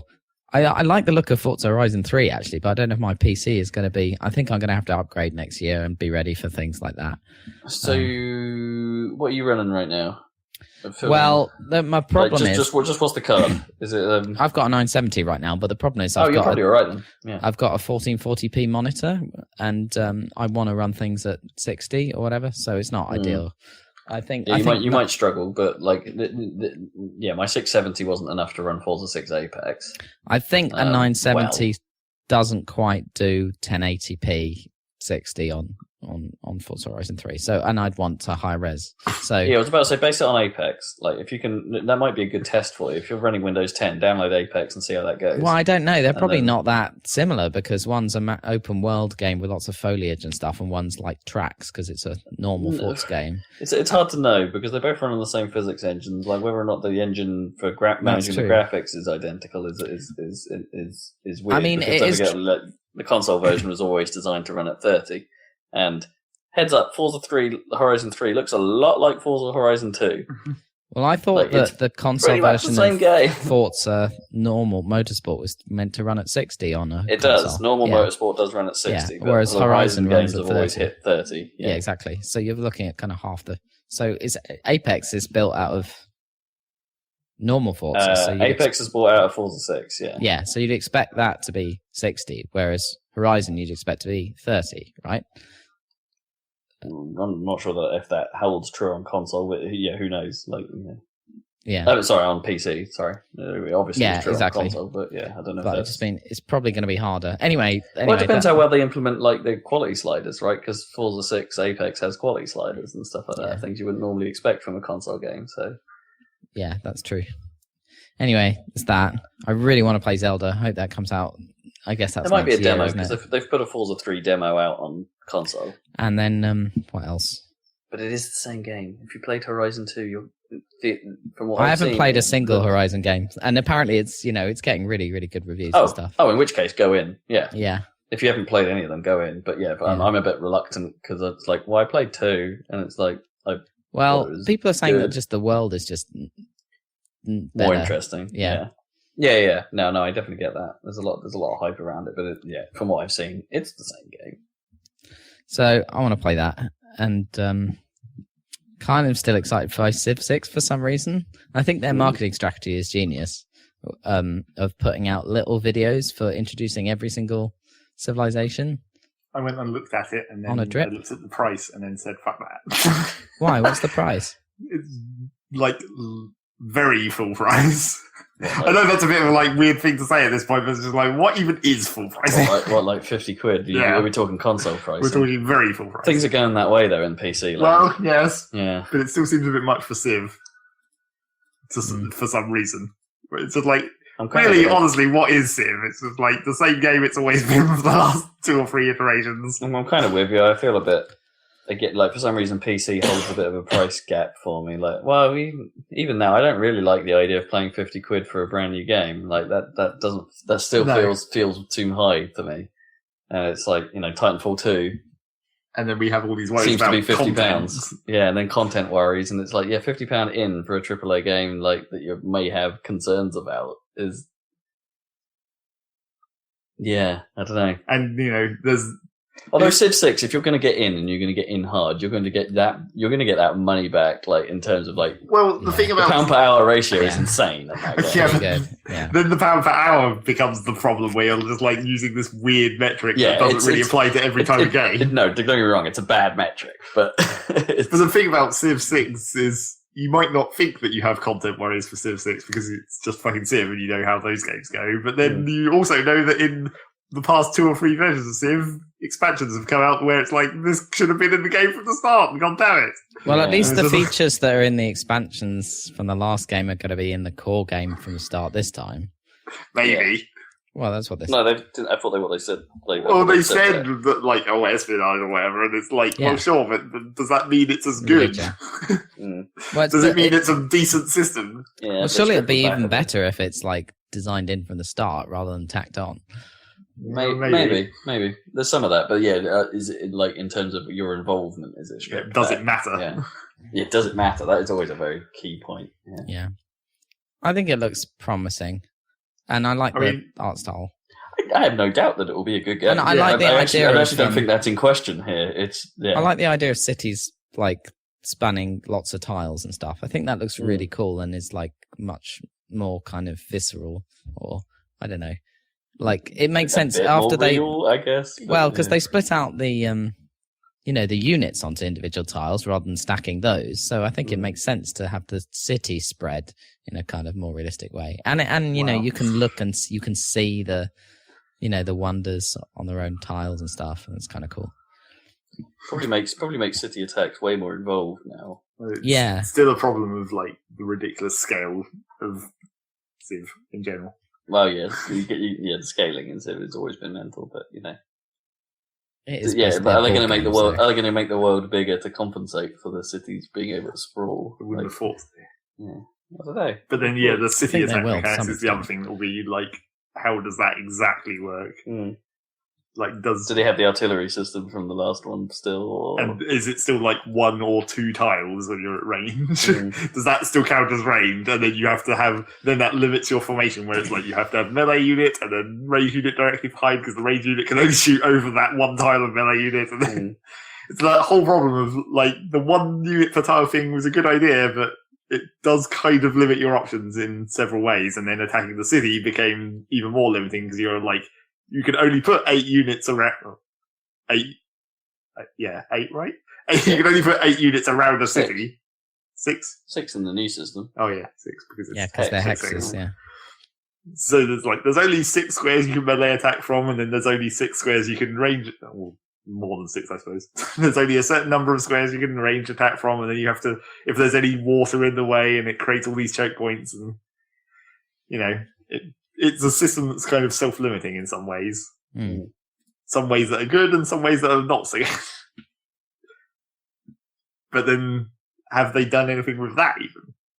It's is combat getting any significant changes really? Well, I've just seen there's a combat video just gone up, so I'll watch that. It's an hour-long video on combat and city growth. Yeah, they're putting out lots of videos. It's pretty cool. It'll be interesting to see. Well, assuming I can see at some point, but it'll be interesting to see what maybe whatever mechanics came over from Beyond Earth.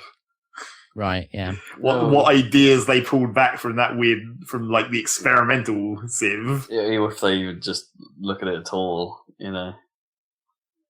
I mean, some of those mechanics could translate back into normal historical Civ. If you do find yourself still stuck for ideas, play Overwatch. For some reason, I'm really hype about Zelda. I don't know what happened. No, they haven't released anything new. I think I saw one video this week, which was like the cooking trailer or something. Where they showed the cooking, and it's like, this looks freaking great.